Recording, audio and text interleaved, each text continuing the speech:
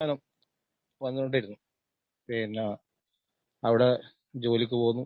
അപ്പോൾ അവര് ഇങ്ങനെ വണ്ടി, ആ സമയത്ത് പുള്ളിക്ക് സ്വന്തമായിട്ട് ഒരു വണ്ടി ഉണ്ടായിരുന്നു. ഞാൻ പോയതിനു ശേഷം ഒരു 4-5 വണ്ടി കൂടി നാഷണൽ പെർമിറ്റ് ലോറി പുള്ളി എടുക്കുന്നു. അപ്പോൾ അതിന് ഓരോ കാര്യങ്ങൾക്ക് എന്നെ അയക്കുക. വണ്ടി ആക്സിഡന്റ് ആയാലും ഓരോ സ്ഥലത്തും. അതേമാതിരി ഡെലിവറി ക്യാഷ് ആൻഡ് ക്യാരി ആണെങ്കിൽ ബോംബെയിലേക്ക് എല്ലാം ഞാൻ പോകും. അപ്പോൾ നല്ല വരുമാനം, ആ സമയത്ത് വരുമാനം ഇങ്ങനെ നല്ല വരുമാനമുണ്ട്. ബോംബെയിൽ പോയി കഴിഞ്ഞാൽ അവിടെ റൂമിന്റെ പൈസ എല്ലാം കിട്ടും. അതും ഇങ്ങനെ സമ്പാദിക്കണം എന്നുള്ള ഒരു ചിന്തയേ ഉണ്ടായിരുന്നില്ല.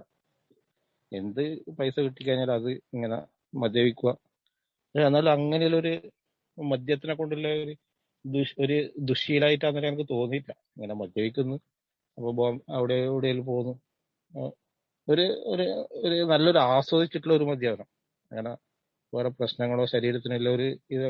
പക്ഷെ അന്ന് എന്റെ ബോസ്, അവിടെ ബോസ് എന്നോട് പറഞ്ഞു, സുനിലെ നിനക്ക് നിന്റെ ശരീരത്തിന്, പുള്ളിക്കെന്തോ അന്ന് തന്നെ മനസ്സിലായിട്ടുണ്ടാവും ആ സമയത്ത്, മദ്യപാനം നിന്റെ ശരീരത്തിന് ചേർന്നതല്ല എന്ന് പുള്ളി ആ സമയത്ത് പറയായിരുന്നു. അപ്പൊ അതിനുശേഷം പിന്നെ ബോംബെയിലൊരു ഇന്റർവ്യൂ ഉണ്ട് ഗൾഫിലേക്ക് എന്നിട്ട് അച്ഛൻ പറയുന്നു. അങ്ങനെ ബോംബെ പോയി അവിടെ ഇന്റർവ്യൂ, ഗൾഫ് ന്യൂസ് ദുബായിലേക്ക്.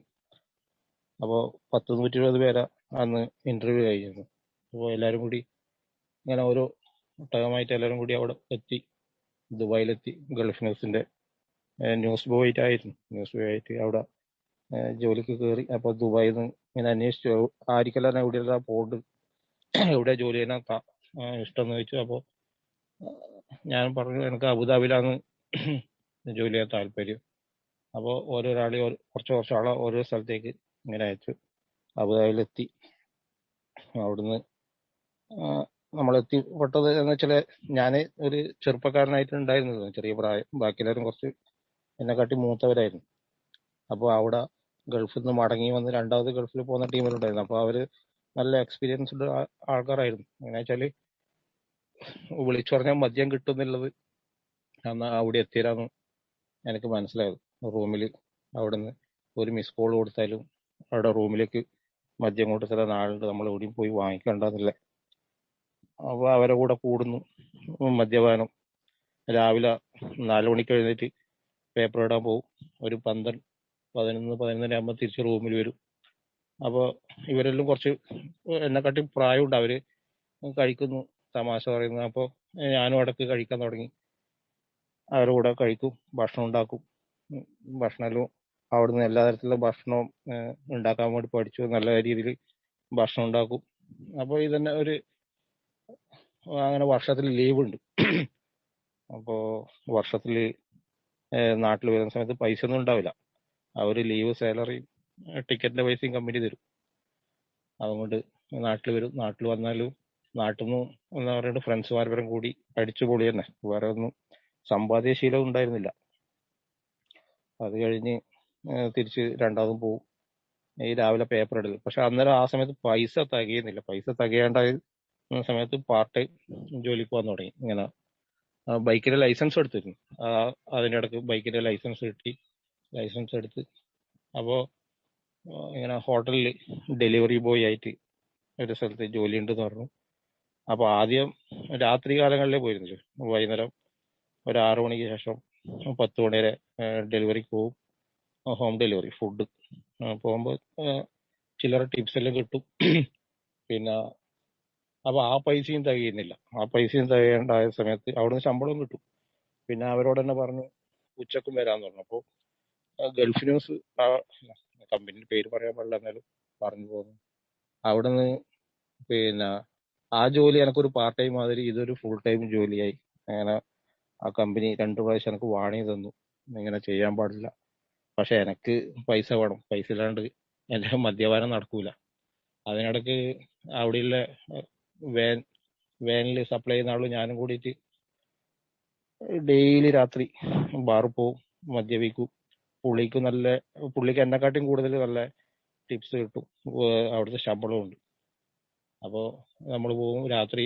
ഈ ഒരു 11 മണി ആ സമയത്ത് ഇതെല്ലാം പൂട്ടിയതിന് ശേഷം പോയിട്ട് ബാർ അടക്കുന്നവരെ അവിടെ ഇരുന്ന് മദ്യപിക്കും. അങ്ങനെ ഒരു ഒരു ദിവസം വരുന്ന സമയത്ത് പോലീസ് ബാക്കിൽ നിന്ന് ഓൺ അടിച്ച്, അബുദാബി പോലീസ് ഓൺ അടിച്ച് അവിടെ സൈഡാക്കി. അപ്പൊ നോക്കുമ്പോൾ എനക്കും ബോധമില്ല, അദ്ദേഹത്തിനും. പക്ഷെ ഡ്രൈവ് ചെയ്ത് വേറെ ആക്സിഡന്റ് ഒന്നുമില്ല. സിഗ്നൽ കട്ട് ചെയ്തിട്ടാണ് നമ്മൾ റോഡ് ക്രോസ് ചെയ്ത് വന്നത്. പോലീസ് പിടിച്ച് പുള്ളിനെ അറസ്റ്റ് ചെയ്ത് അപ്പോൾ പുള്ളിനെ കൊണ്ടുപോയി മറ്റേ വേറൊരു പോലീസുകാരെ വണ്ടി എടുത്ത് കൊണ്ടുപോയി. അപ്പൊ ഇതെല്ലാം എന്റെ മുമ്പിൽ ഇങ്ങനെ സംഭവിക്കുന്നുണ്ട്. മദ്യപിച്ചാന്ന് എനക്കറിയാം. ഞാനാ പോയിട്ട് ആ ഹോട്ടലിന്റെ ഉടമയോട് പറയുന്നത് ഇങ്ങനെ സംഭവം ഉണ്ടായതെങ്കിലും പറഞ്ഞ്. അപ്പൊ ഇത് എന്റെ മുമ്പിൽ ഇങ്ങനെ പല അനുഭവങ്ങളും നടന്നുകൊണ്ട് നിൽക്കുന്നു. പക്ഷെ അതൊന്നും എന്റെ മുമ്പിൽ ഒരു ഇഷ്യൂ അല്ല. എനിക്ക് മദ്യപിക്കണം, പൈസ വേണം. അങ്ങനെ ഗൾഫ് ന്യൂസിന്ന് അവിടുന്ന് കമ്പനിയിൽ നിന്ന് ക്യാൻസലാക്കി നാട്ടിൽ വന്നു. നാട്ടിൽ വരുമ്പോൾ എനിക്ക് അങ്ങനത്തെ ഒരു പേടിയില്ല. എന്ന് വെച്ചാല് ഒരു ധൈര്യമാണ്. എനക്ക് ജോലി കിട്ടും, ഞാൻ ജോലി ചെയ്യും, ഞാൻ സൂചിച്ച് ജീവിക്കുന്നില്ല ഒരു ഇത്. നാട്ടിൽ വന്ന് 6 മാസം കഴിഞ്ഞാൽ തന്നെ എൻ്റെ ഒരു സുഹൃത്ത് വിസിറ്റിംഗ് വിസ, അവൻ പറഞ്ഞ പൈസ ഉണ്ടെങ്കിൽ വിസിറ്റിംഗ് വിസ കിട്ടും. അപ്പോൾ ബൈക്കിന്റെ ലൈസൻസ് ഉണ്ട്, ആ ഒരു ധൈര്യമുണ്ട്. അപ്പോൾ അവന് നമ്മളെ അളിയൻ പൈസ അയച്ചു കൊടുത്തു. അങ്ങനെ വിസ കിട്ടി, വിസിറ്റിംഗ് വിസ കിട്ടി. പോയി ഒരാഴ്ചക്കുള്ളിൽ തന്നെ എനിക്കൊരു കമ്പനിയിൽ, കൊറിയർ കമ്പനിയിൽ ജോലി ശരിയായി. ദുബായിലായിരുന്നു. അവിടെ പുതിയ സുഹൃത്തുക്കൾ, അവിടെയുള്ള സൂപ്പർവൈസർമാർ എല്ലാവരും എന്നോട് നല്ല രീതിയിലുള്ള പെരുമാറ്റവും നല്ല കാര്യങ്ങളും. ഞാൻ ആത്മാർത്ഥമായിട്ട് ജോലിക്ക് പോകുന്നു. ഇങ്ങനെ രാത്രി മാത്രം കുറച്ച് മദ്യപിക്കുന്നു. അപ്പോൾ റൂമിൽ ഉണ്ടായിരുന്നവർ ഒരു സൂപ്പർ മാർക്കറ്റിൽ ജോലി ചെയ്യുന്ന ടീമുകളായിരുന്നു. അപ്പൊ അവർ ഉച്ചക്ക് വരുന്നുണ്ട്. അവർക്ക് ബ്രേക്ക് ടൈം ഉണ്ട്, 1 മണി മുതൽ 4 മണി വരെ. അവർ ഭക്ഷണം കഴിക്കാൻ വേണ്ടി 2 അടിക്കുന്നു, മദ്യപിക്കുന്നു. അപ്പൊ ഞാനും ഇടക്ക് ദുബായ് തന്നെയാണ് ജോലി, കൊറിയർ അങ്ങനെ ചെയ്യുന്നത്. വരും, റൂമിലേക്ക് പോകും സമയം കിട്ടുമ്പോൾ. അപ്പൊ ഉച്ചക്ക് ഭക്ഷണം റൂമിലുണ്ടാവും. റൂമിൽ നിന്ന് ഭക്ഷണം കഴിക്കുമ്പോൾ ഇവര് 2 വിടുന്നുണ്ടാവും. അവര് കിടന്നുറങ്ങും. അവര് വൈകുന്നേരം 4 മണിക്ക് എണീച്ചിട്ട് ഡ്യൂട്ടിക്ക് പോകും. രാത്രിയും വരും, രാത്രിയും കഴിക്കും. അപ്പൊ ഞാനും ഇങ്ങനെ ചെറുങ്ങനെ ഒന്ന് കഴിക്കാന്നല്ലോ എനിക്കും തോന്നലുണ്ട്. പക്ഷെ എന്നാലും ജോലിന്റെ ടൈം വൈകുന്നേരം വരെ ആയതുകൊണ്ട് രാത്രി മാത്രമേ കഴിക്കൂ. പക്ഷെ അവിടെയും കമ്പനിയിൽ നല്ലൊരു പെർഫോമർ ആയിരുന്നു. അപ്പോൾ അവരന്നേരം പറയും, കാർഗോ വില്ലയിലായിരുന്നു ഓഫീസ്. അപ്പൊ എന്റെ ഡ്യൂട്ടി ബർദുവിലാണ്, ഡെലിവറി ചെയ്യുന്ന എന്റെ ഏരിയ. അപ്പൊ അവര് പറയും, സുനിൽ ഇതെല്ലാം മൊത്തം ബ്രിഡ്ജിന്റെ മുകളിൽ നിന്ന് ഡോക്യുമെന്റ് എടുത്ത് താഴെ എറിയുന്നുണ്ടാവും. ഭയങ്കര നല്ല പെർഫോമർ ആയിരുന്നു, നല്ലോണം പെർഫോം ചെയ്തു. നല്ല ഡെലിവറി എത്രയുണ്ടെങ്കിലും അത് ഞാൻ തീർത്തിട്ടേ വരുള്ളൂ. മാക്സിമം തീർക്കാൻ വേണ്ടി ശ്രമിക്കും. അപ്പോൾ കമ്പനിയിൽ അവിടെയുള്ള സൂപ്പർവൈസർമാർക്കും എല്ലാവർക്കും നല്ലൊരു ഇതായിരുന്നു. എന്റെ മുകളിൽ നല്ലൊരു മതിപ്പുണ്ടായിരുന്നു. അപ്പോൾ രാത്രി സമയങ്ങളിൽ കുടിക്കും. അപ്പോൾ വെള്ളിയാഴ്ച ലീവ്, വ്യാഴാഴ്ച തൊട്ടേ അടി തുടങ്ങും. വെള്ളിയാഴ്ച ഫുൾ ടൈം റൂമിൽ നിന്ന് പുറത്തിറങ്ങൂല. ആരും നമ്മുടെ നാട്ടുകാരായ സുഹൃത്തുക്കൾ വിളിക്കും, വെള്ളിയാഴ്ച എവിടെയെങ്കിലും പോവാൻ. അപ്പൊ ഞാൻ അവരോട് പറയും, ഞാൻ ബാക്കിയുള്ള ദിവസമെല്ലാം വെളിയിൽ കറങ്ങൂലായിരുന്നു, അപ്പൊ ഇന്ന് എനിക്ക് റെസ്റ്റ് വേണം എന്ന് പറഞ്ഞിട്ട് മദ്യപിക്കാൻ വേണ്ടിയിട്ടാ പറയുന്നത്. അവര് പിന്നെ അവര് വിളിക്കാണ്ടായി. അങ്ങനെ നല്ല മദ്യപാനം, ശമ്പളമുണ്ട്, മദ്യപിക്കുന്നു, ശമ്പളം നാട്ടിലേക്ക് അയച്ചു കൊടുക്കുന്നില്ല, ആ പൈസ എല്ലാം അവിടെ തീർക്കുന്നു. മദ്യപിച്ച് അങ്ങനെ അവിടുന്ന് പിന്നെ ജോലി ചെയ്യുന്ന സമയത്ത് ഒരു പ്രാവശ്യം ഒരു വ്യാഴാഴ്ച രാത്രി സുഹൃത്തിന്റെ വീട്ടിലേക്ക് പോകും. സുഹൃത്തിന്റെ റൂമിൽ പോയി അവിടുന്ന് മദ്യപിച്ച് വെള്ളിയാഴ്ച എന്റെ റൂമിലേക്ക് വരുന്ന സമയത്ത് ഒരു ആക്സിഡന്റ് ആയി. എന്റെ ബൈക്ക് കൊണ്ടുപോയി ഒരു കാറിന് മുട്ടി. അങ്ങനെ പോലീസെല്ലാം വന്ന് എന്നെയും പിടിച്ച് ഉള്ളിലിട്ട് 26 ദിവസത്തെ ജയിൽ ജീവിതം. എന്റെ ലൈസൻസ് 3 മാസത്തേക്ക് ബാൻ ചെയ്ത്. അങ്ങനെ പിന്നെ അവിടുന്ന് ഭയങ്കര എല്ലാരോടും അവിടെയില്ല, ഇനി മദ്യപിക്കൂല, ഇനി അങ്ങനെയായി. നമ്മൾ പഠിച്ചു. ഭയങ്കര കുറ്റബോധം, മദ്യപിക്കൂല എന്നെല്ലാം പറഞ്ഞ് വെളിയിൽ ഇറങ്ങി റൂമിലേക്ക് വന്നു. 26 ദിവസം കഴിഞ്ഞിട്ട് 3 മാസത്തേക്ക് ലൈസൻസ് ബാൻ ചെയ്തിരുന്നു. അപ്പൊ എന്നോട് കമ്പനി എന്ന് പറയുന്നത് വെച്ചാല് വാക്കിംഗ് കൊറിയറായിട്ട് പോകാൻ വേണ്ടി. അപ്പോ നമ്മുടെ മനസ്സിലെ ഈഗോ ഇങ്ങനെ പ്രവർത്തിക്കാൻ തുടങ്ങി. വാക്കിംഗ് കൊറിയറായിട്ട് എന്ത് സാലറി ഇവര് കിട്ടും, ആ സാലറിക്ക് എന്നെ കൊണ്ട് ജോലി ചെയ്യാൻ പറ്റൂല എന്നുള്ള ഒരു ഇത്. അപ്പൊ ഞാൻ തന്നെ അവരോട് പറയുന്നു. പക്ഷെ ആ സമയത്ത് 2 ദിവസം ജോലിക്ക് പോയില്ല, റൂമിൽ നിന്ന്. കമ്പനി ഇങ്ങനെ ഞാൻ 2 ദിവസം ലീവ് ആണെന്നെല്ലാം പറഞ്ഞിട്ട് ഇവിടുന്ന് ജയിലിൽ നിന്ന് വെളിയിൽ വന്നതിന് ശേഷം അപ്പോഴും റൂമിലെത്തിയിട്ട് ഇത്രയും ദിവസം ഞാൻ പറഞ്ഞു മദ്യപിക്കൂല, അങ്ങനെയാണ് ഇനി ഇങ്ങനെ ഒരു അനുഭവം എനിക്ക് ഉണ്ടായി, അതുകൊണ്ട് മദ്യപിക്കൂല എന്നെല്ലാം എന്റെ സുഹൃത്തുക്കളോട് പറഞ്ഞു. അങ്ങനെ നിന്ന് ഞാൻ രണ്ടാമതും മദ്യപാനം തുടങ്ങി. 3 ദിവസം നല്ലോണം റൂമിലിരുന്ന് കഴിച്ച്. പക്ഷെ അന്നിരുന്ന് എനിക്ക് ഇത് അറിയില്ല, ഇങ്ങനെ ഒരു മദ്യപാന രോഗം ഉണ്ടെന്നൊന്നും അറിയുന്നില്ല. കഴിച്ച് അവിടുന്ന് കമ്പനിയിലെ സൂപ്പർവൈസറായിട്ട് ചെറിയൊരു വാക്കുതർക്കമുണ്ടായി.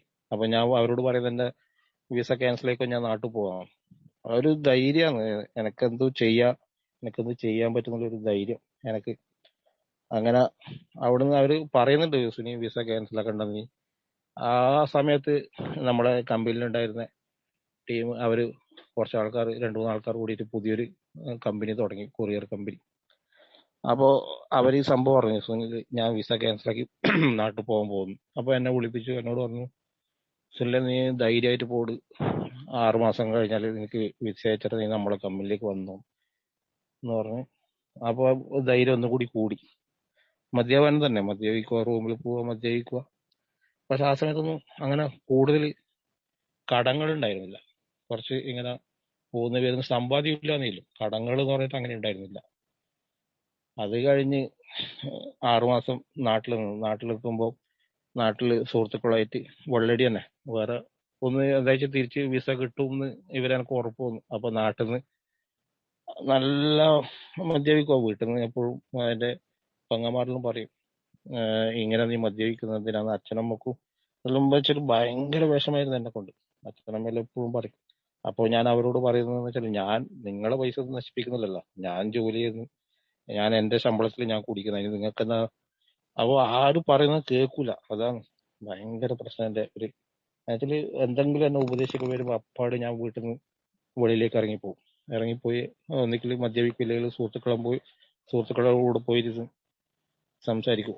ആര് പറഞ്ഞാലും കേൾക്കില്ല. അതൊരു ഭയങ്കര ഒരു വൃത്തികെട്ട ഒരു സ്വഭാവമായിരുന്നു. അന്നെല്ലാം എന്നിട്ട് മദ്യപിച്ചു വന്നിട്ട് വീട്ടില് അവരുമായിട്ട് ചെറിയ ചെറിയ പ്രശ്നങ്ങൾ, വാക്കുതർക്കലും ഉണ്ടാവും.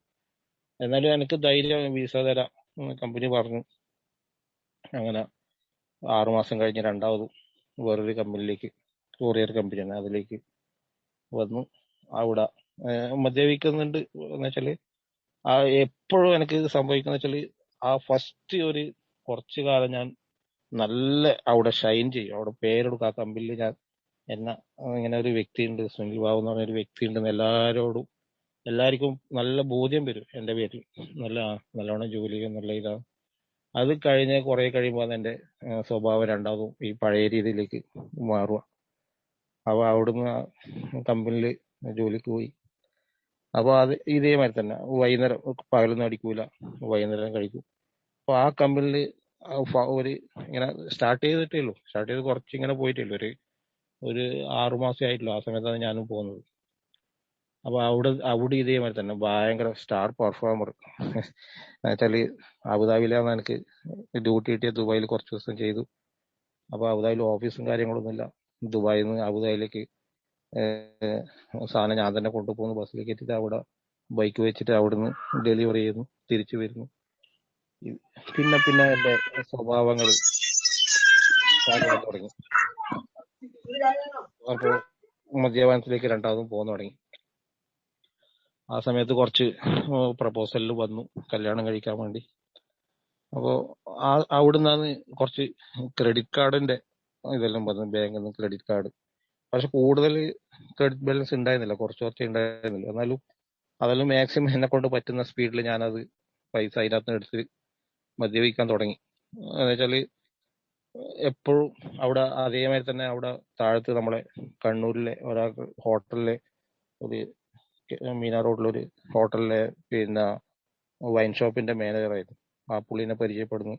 അപ്പൊ പുള്ളി പിന്നെ എന്നോട് പറഞ്ഞു, സുനിലെ നിനക്ക് ആവശ്യമുള്ള സമയത്ത് ഇവിടുന്ന് സാധനം വാങ്ങിച്ചോ, പെർമിറ്റും കാര്യങ്ങളൊന്നും വേണ്ട, എനിക്ക് എപ്പോഴും വേണ്ടെങ്കിലും ഇവിടെ വന്ന് വാങ്ങിക്കാൻ പുള്ളി അവിടെ ഷോപ്പിലാണ് എനിക്ക് പരിചയപ്പെടുത്തിയിരുന്നു. അപ്പൊ ഭയങ്കര ഫ്രീ ആയി. ഇനിയിപ്പം ഒറിജിനൽ സാധനം കഴിക്കാം ധൈര്യമായിട്ട് നല്ല ഒരു ചിന്ത മനസ്സിൽ വരുന്നു. ഇതന്നെ മദ്യപിക്കുക, വേറെ ഒന്നും ചിന്തയില്ല, പൈസ സമ്പാദിക്കേണ്ട, മദ്യപിക്കുക. അപ്പോ പ്രപ്പോസലിൽ വന്നു, ഇങ്ങനെ കണ്ട് നാട്ടിൽ വന്നു, റിംഗ് എക്സ്ചേഞ്ചിൽ കഴിഞ്ഞ് 6 മാസം കഴിഞ്ഞിട്ട് കല്യാണം. റിംഗ് എക്സ്ചേഞ്ച് കഴിഞ്ഞ് നമ്മള് നമ്പറെല്ലാം തന്ന് അവരോട് സംസാരിച്ചു. അപ്പോൾ പിറ്റേ ദിവസം വിളിച്ചിട്ട് പറയുന്നു നമുക്ക് അമ്പലത്തിൽ പോകണം. അങ്ങനെ ഞാനും എൻ്റെ മരുമക്കൾ രണ്ടാളും ഞാനും വന്ന്. അപ്പോൾ എൻ്റെ വൈഫ്, അന്നേരം റിംഗ് എക്സ്ചേഞ്ച് കഴിഞ്ഞതാ. അങ്ങനെ അവരും അവരെ ഏട്ടനും കൂടി വരുന്നു. നമ്മൾ അമ്പലത്തിൽ പോകുന്നു. അമ്പലത്തിൽ പോകുമ്പോൾ എന്ന് വെച്ചാൽ ഭയങ്കര വാഗ്ദാനങ്ങളാണ്. മദ്യപിക്കുമെന്ന് വെച്ചു. മദ്യപിക്കൽ അങ്ങനെ മദ്യപിക്കലില്ല. ഇങ്ങനെ ചെറിയ എപ്പോഴെങ്കിലും ഒരു ഒക്കേഷനിൽ മാത്രമേ മദ്യപിക്കുന്നു. അതും ഇല്ല. അങ്ങനെയാന്ന് അവരോട് പറയുന്നത് ഞാൻ. പക്ഷെ ഞാൻ നല്ല മദ്യപാനായിരുന്നു ആ സമയത്ത്. അന്ന് രാത്രി അവരെ വീട്ടിലാക്കി നേരെ പോകുന്നത് വെച്ചാല് കണ്ണൂര് TVS ബാറിൽ പോയി. അവിടുന്ന് നല്ല അടി. ആ സമയത്തായിരുന്നു ഇവർ വിളിക്കുന്നു. അപ്പൊ എനിക്ക് സംസാരിക്കാൻ പറ്റില്ല. ഞാൻ ഫോൺ എടുത്തു, സംസാരിക്കാൻ പറ്റുന്നില്ല. അപ്പൊ ഇവർക്ക് മനസ്സിലായി ഇങ്ങനെ മദ്യപിക്കുന്ന ആളാന്ന്. നല്ല ചെറിയ മദ്യപാനമല്ല, നല്ല മദ്യപാനിയാന്ന് നല്ല മനസ്സിലായി. പിന്നെ പിറ്റേ ദിവസം അവരോട് പ്രോമിസാ, എനിക്ക് കഴിക്കൂല, ജീവിതത്തിൽ കഴിക്കൂല. ഞാൻ അവരോട് ഭയങ്കര പ്രോമിസ് ചെയ്തു. ഓക്കെ, അതെല്ലാം കഴിഞ്ഞ് അവര് കുറേയധികം വിശ്വസിച്ചു കഴിക്കൂല. എന്നുവെച്ചാൽ ദിവസം കാണാൻ പറ്റുമ്പോൾ ഞാൻ അവരെ വീട്ടിന്റെ ഇടയിൽ സംസാരിക്കും, പോവും. അപ്പൊ ഞാൻ വളരെ ഡീസന്റ്. പക്ഷെ ഞാൻ രാത്രി പോയിട്ട് നല്ല മദ്യപാനം. അത് കഴിഞ്ഞ് 2 ആഴ്ച കഴിഞ്ഞ് തിരിച്ച് ഗൾഫിൽ പോയി വന്ന് കല്യാണിലും അവിടുന്ന് ഞാൻ മദ്യപാനം തന്നെ. രാത്രിയാകുമ്പോൾ ഫോൺ സ്വിച്ച് ഓഫ് ചെയ്ത് വെക്കും. ഇവര് പകല് മാത്രമേ ഇവരോട് സംസാരിക്കൂ. എന്റെ തുടർ പരിപാടി എനിക്ക് വേറെ ഒരു എന്റർടൈൻമെന്റ് ഇല്ല. മദ്യത്തിന് ഒഴിച്ചിട്ട് വേറെ ഒരു എന്റർടൈൻമെന്റ് ഇല്ല. അങ്ങനത്തെ ഒരു പരുവത്തിലേക്ക് ഇങ്ങനെ നീങ്ങിക്കൊണ്ടുവന്നു. കല്യാണം കഴിഞ്ഞ് വൈഫിനെയും കൂട്ടി ഗൾഫിൽ പോയി. ആ സമയത്ത് മദ്യപിച്ചിട്ടില്ല. ആദ്യമായിട്ട് ഫ്ലൈറ്റിൽ പോകുന്ന സമയത്ത് മദ്യപിക്കാണ്ട് പോയത് ആ കല്യാണം കഴിഞ്ഞ ആ സമയത്തായിരുന്നു. അങ്ങനെ വൈഫിനെയും കൂട്ടി അവിടെ എത്തി. മദ്യപിക്കാണ്ട് പോകുന്നു. പക്ഷെ മദ്യപിക്കാണ്ട് പോകുമ്പോ എന്റെ ഈഗോ ഇങ്ങനെ പ്രവർത്തിക്കുന്നുണ്ട്. അത് എനിക്ക് ഇപ്പോഴാണ് ഈ നമ്മളെ കൂട്ടായ്മയോടെ സഞ്ചരിക്കുമ്പോൾ മനസ്സിലായത്. എന്റെ ഈഗോ ഇങ്ങനെ പ്രവർത്തിക്കും. കമ്പനി വൈഫിന് ജോലി തരാന്ന് ആദ്യം പറഞ്ഞു. പിന്നെ അവര് വേറെ എന്തെല്ലാം പ്രശ്നങ്ങളിലായി. ഇപ്പം വിസ തരാൻ പറ്റൂല, ഇപ്പം വിസ തന്നുകഴിഞ്ഞാൽ വേറെ മറ്റുള്ളവർക്കും കൊടുക്കേണ്ടി വരും, അങ്ങനെല്ലാം പറഞ്ഞു. ചെറിയൊരു അവരായിട്ട് ഇങ്ങനെ ഉണ്ട്. പക്ഷെ ആ സമയത്ത് മദ്യപിക്കുന്നില്ല ഞാൻ.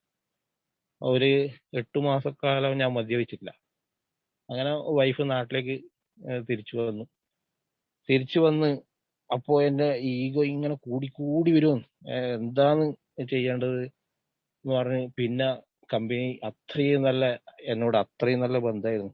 അവരുടെ 3 ഓണർമാർക്ക്. ഞാൻ എന്ന് പറഞ്ഞാൽ അവർക്ക് ഭയങ്കര ജീവനായിരുന്നു. എന്ന് വെച്ചാൽ എല്ലാ പണിയുണ്ടെങ്കിലും ഞാൻ തന്നെ ഫസ്റ്റ് അത് ചെയ്യും. എന്നാൽ മാത്രമേ എനിക്കൊരു തൃപ്തി ഉണ്ടാവുള്ളൂ. അത് അവർക്ക് നന്നായിട്ട് അറിയാം.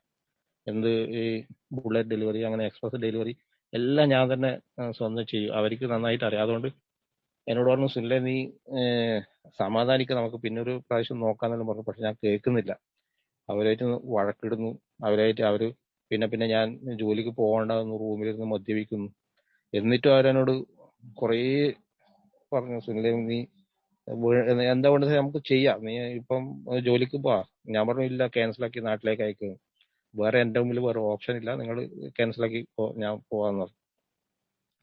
മദ്യപിക്കുന്നില്ല ആ സമയത്ത്. പക്ഷെ എന്റെ വൈകല്യങ്ങൾ എന്നിൽ ഇങ്ങനെ ഈഗോ അങ്ങനെയുള്ള സംഭവങ്ങളെല്ലാം വരുന്നു. അങ്ങനെ അവരോട് ഞാൻ തന്നെ ജോലിക്ക് പോകുന്നില്ല, പക്ഷെ മദ്യപിക്കുന്നില്ല, ജോലിക്ക് പോകുന്നില്ല. ഓക്കെ, വിസ ക്യാൻസലാക്കി നാട്ടിൽ വന്ന് കുറച്ച് ഒരു 2 മാസം നാട്ടിലേക്കുമ്പോൾ തന്നെ നാട് മടുത്തു. ഇനി വേറെ എവിടെയെങ്കിലും ജോലിക്ക് പോവാ അന്വേഷിക്കാന്നുള്ള ഒരു ഇതിൽ Naukri.com കൊടുക്കുന്നു. അവിടുന്ന് കോക്കക്കോളയിൽ എനിക്ക് ചെന്നൈയിലെ പോസ്റ്റിംഗ് കിട്ടുന്നത്, മാർക്കറ്റിംഗ്. അങ്ങനെ ചെന്നൈയിൽ പോകുന്നു. ചെന്നൈയിൽ എൻ്റെ ഗൾഫിലുണ്ടായ കുറേ സുഹൃത്തുക്കളുണ്ടായിരുന്നു. അവരെല്ലാം വിളിക്കുന്നു.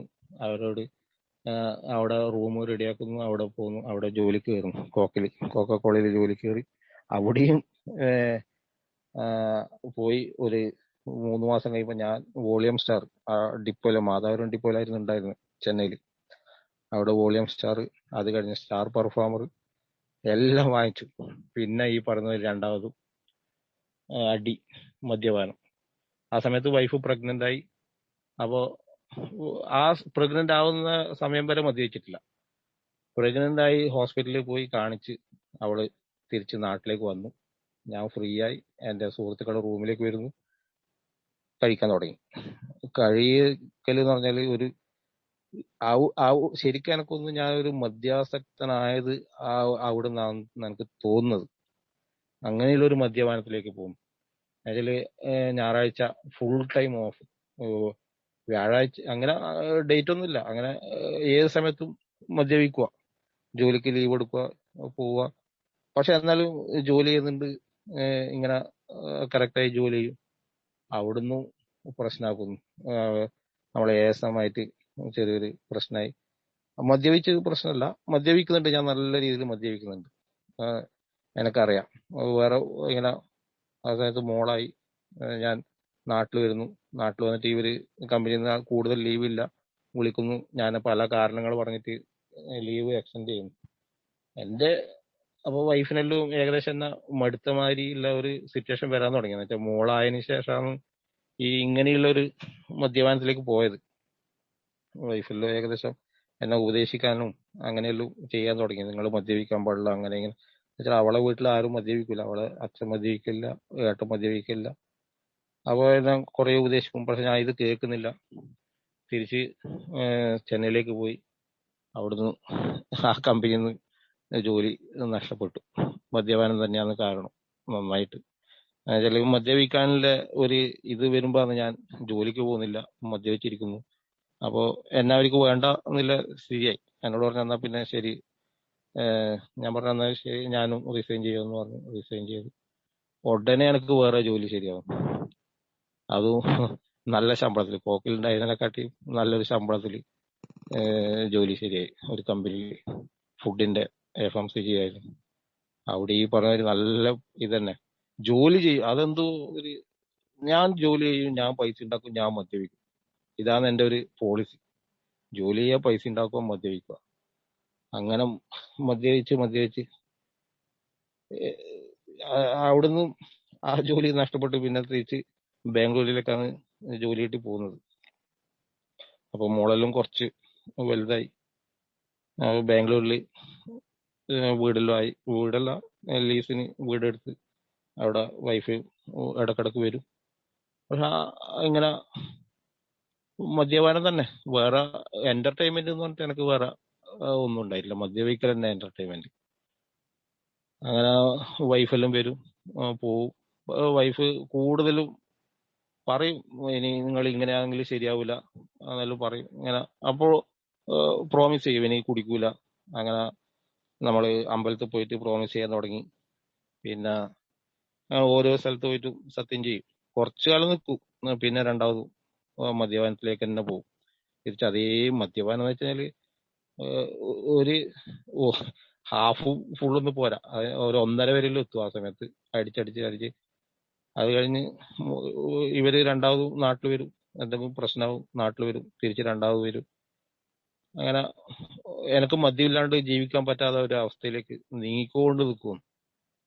അത് കഴിഞ്ഞ് ഒരു ദിവസം ഈ വീട്ടിൽ നിന്ന് മോളേലും കൂട്ടിയിട്ട് കാറിൽ ഇരുത്തിയിട്ട് മോളെ വെളിയിൽ, ബാറിന്റെ വെളിയിൽ നിന്നിട്ട് ഞാൻ മദ്യപിക്കാൻ പോയ അവസ്ഥയിലുണ്ട്. എന്നിട്ട് അവിടുന്ന് ആദ്യം നോക്കും, മോള് വണ്ടിയിലുണ്ടോ നോക്കും. തിരിച്ച് രണ്ടാമത് അവിടെ ബാംഗ്ലൂരിൽ ബാറിൽ പോകും. അവിടുന്ന് രണ്ടാമത് ഒരു 90 വാങ്ങും, അവിടെ ഒഴിക്കും. രണ്ടാമത് നോക്കും മോളുണ്ടോന്ന്. ഈ ഒരു ക്വാർട്ടർ അകത്ത് കയറി കഴിഞ്ഞാൽ പിന്നെ പരിചയക്കാരോട് വർത്താനം പറയും. മോളെ കാര്യം ഓർമ്മയുണ്ടാവില്ല. തിരിച്ച് പെട്ടെന്നായിരിക്കും ഓർമ്മയുണ്ടാവുക. തിരിച്ച് വണ്ടി പോയി നോക്കുമ്പോൾ മോള് വണ്ടിയിലുണ്ട്. അപ്പൊ ചെറിയൊരു കുറ്റബോധം വരും. തിരിച്ച് വീട്ടിൽ പോകും. അങ്ങനെയുള്ള പല അനുഭവങ്ങളും. മോളെ കൂട്ടിയിട്ട് വീട്ടിൽ നിന്ന് എന്തെങ്കിലും പ്രശ്നം ഉണ്ടെങ്കിൽ ഇനി മദ്യപിക്കൂല എന്ന് അറിയിക്കാൻ വേണ്ടിയിട്ട് മോളെയും കൂട്ടിയിട്ട് കയ്യും പിടിച്ച് പോകും. എന്നിട്ട് അവിടെയുള്ള MRPയിൽ, ബാംഗ്ലൂരിൽ നിന്ന് MRPയിൽ പോകും. മോളെ വഴിയിൽ നിർത്തും, അവിടെ ആ സ്റ്റെപ്പിന്റെ അവിടെ നിർത്തിയിട്ട് പോകും, വാങ്ങിക്കും. എന്നുവെച്ചാല് മോളെ കൂട്ടി പോകുമ്പോൾ വൈഫൊന്നും തെറ്റിദ്ധരിക്കൂല, മദ്യപിക്കാനാ പോകുന്നുള്ള ഒരു ചിന്ത ഉണ്ടാവില്ല. അങ്ങനെ പല അനുഭവങ്ങൾ വന്നു. ലാസ്റ്റില് വൈഫ് പറഞ്ഞു, ഇനി മുതൽ ഞാൻ തിരിച്ച് ബാംഗ്ലൂരിലേക്കില്ല, നിങ്ങൾ എന്താന്ന് വെച്ചാൽ നിങ്ങളെ രീതിയിൽ നിങ്ങൾ ജീവിച്ചോ, അത് ഞാൻ ഇനി ബാംഗ്ലൂരിലേക്ക് വരുന്നില്ല. ആദ്യം എനിക്ക് വൈഫില്ലാണ്ട് എങ്ങനെ പോവാന്നുള്ളൊരു ഇതുണ്ടായിരുന്നു. പക്ഷെ അവിടെ പോയി കഴിഞ്ഞാൽ 2 ദിവസം കഴിഞ്ഞാൽ എനിക്ക് ആ ചിന്തയെല്ലാം പോയി, മദ്യപാനം തന്നെ. മദ്യപാനം എന്ന് വെച്ചാല് അങ്ങ് മൂട് തന്നെ അവസ്ഥ. പിന്നെ മദ്യപിച്ച് ഒരാഴ്ചയിൽ ഞാൻ ജോലിക്ക് പോകാത്ത അവസ്ഥയായി. ജോലിക്ക് പോകാത്ത അവസ്ഥ എന്ന് വെച്ചാല് പിന്നെ ഒരു 3 ദിവസം കുറച്ച് ഭക്ഷണം, ആദ്യത്തെ 2 ദിവസം കുറച്ച് ഭക്ഷണം കഴിക്കും. പിന്നെ ഭക്ഷണമില്ല, വെറും മദ്യപാനം തന്നെ. അപ്പോ ഇവള് വിളിക്കുമ്പോ എന്റെ ഫോണ് സ്വിച്ച് ഓഫ് ആയിരിക്കും. അപ്പൊ എന്റെ കസിനെ വിളിച്ചു പറയും. കസിൻ വന്ന് നോക്കുമ്പോൾ ഞാൻ അബോധാവസ്ഥയിൽ കിടക്കുന്നുണ്ടാവും. എന്നുവെച്ചാൽ ഭക്ഷണം എല്ലാം അവിടെ ബിരിയാണിയെ വാങ്ങുക, അധികം കൂടുതലും ബിരിയാണി, കബാബ് ഇങ്ങനെയുള്ള സാധനങ്ങൾ വാങ്ങിയിട്ട് അത്രക്ക് സ്മെല്ലുണ്ടാവും. അപ്പോൾ നമ്മളെ കസിൻ വരും, അയാളത് വൃത്തിയാക്കും.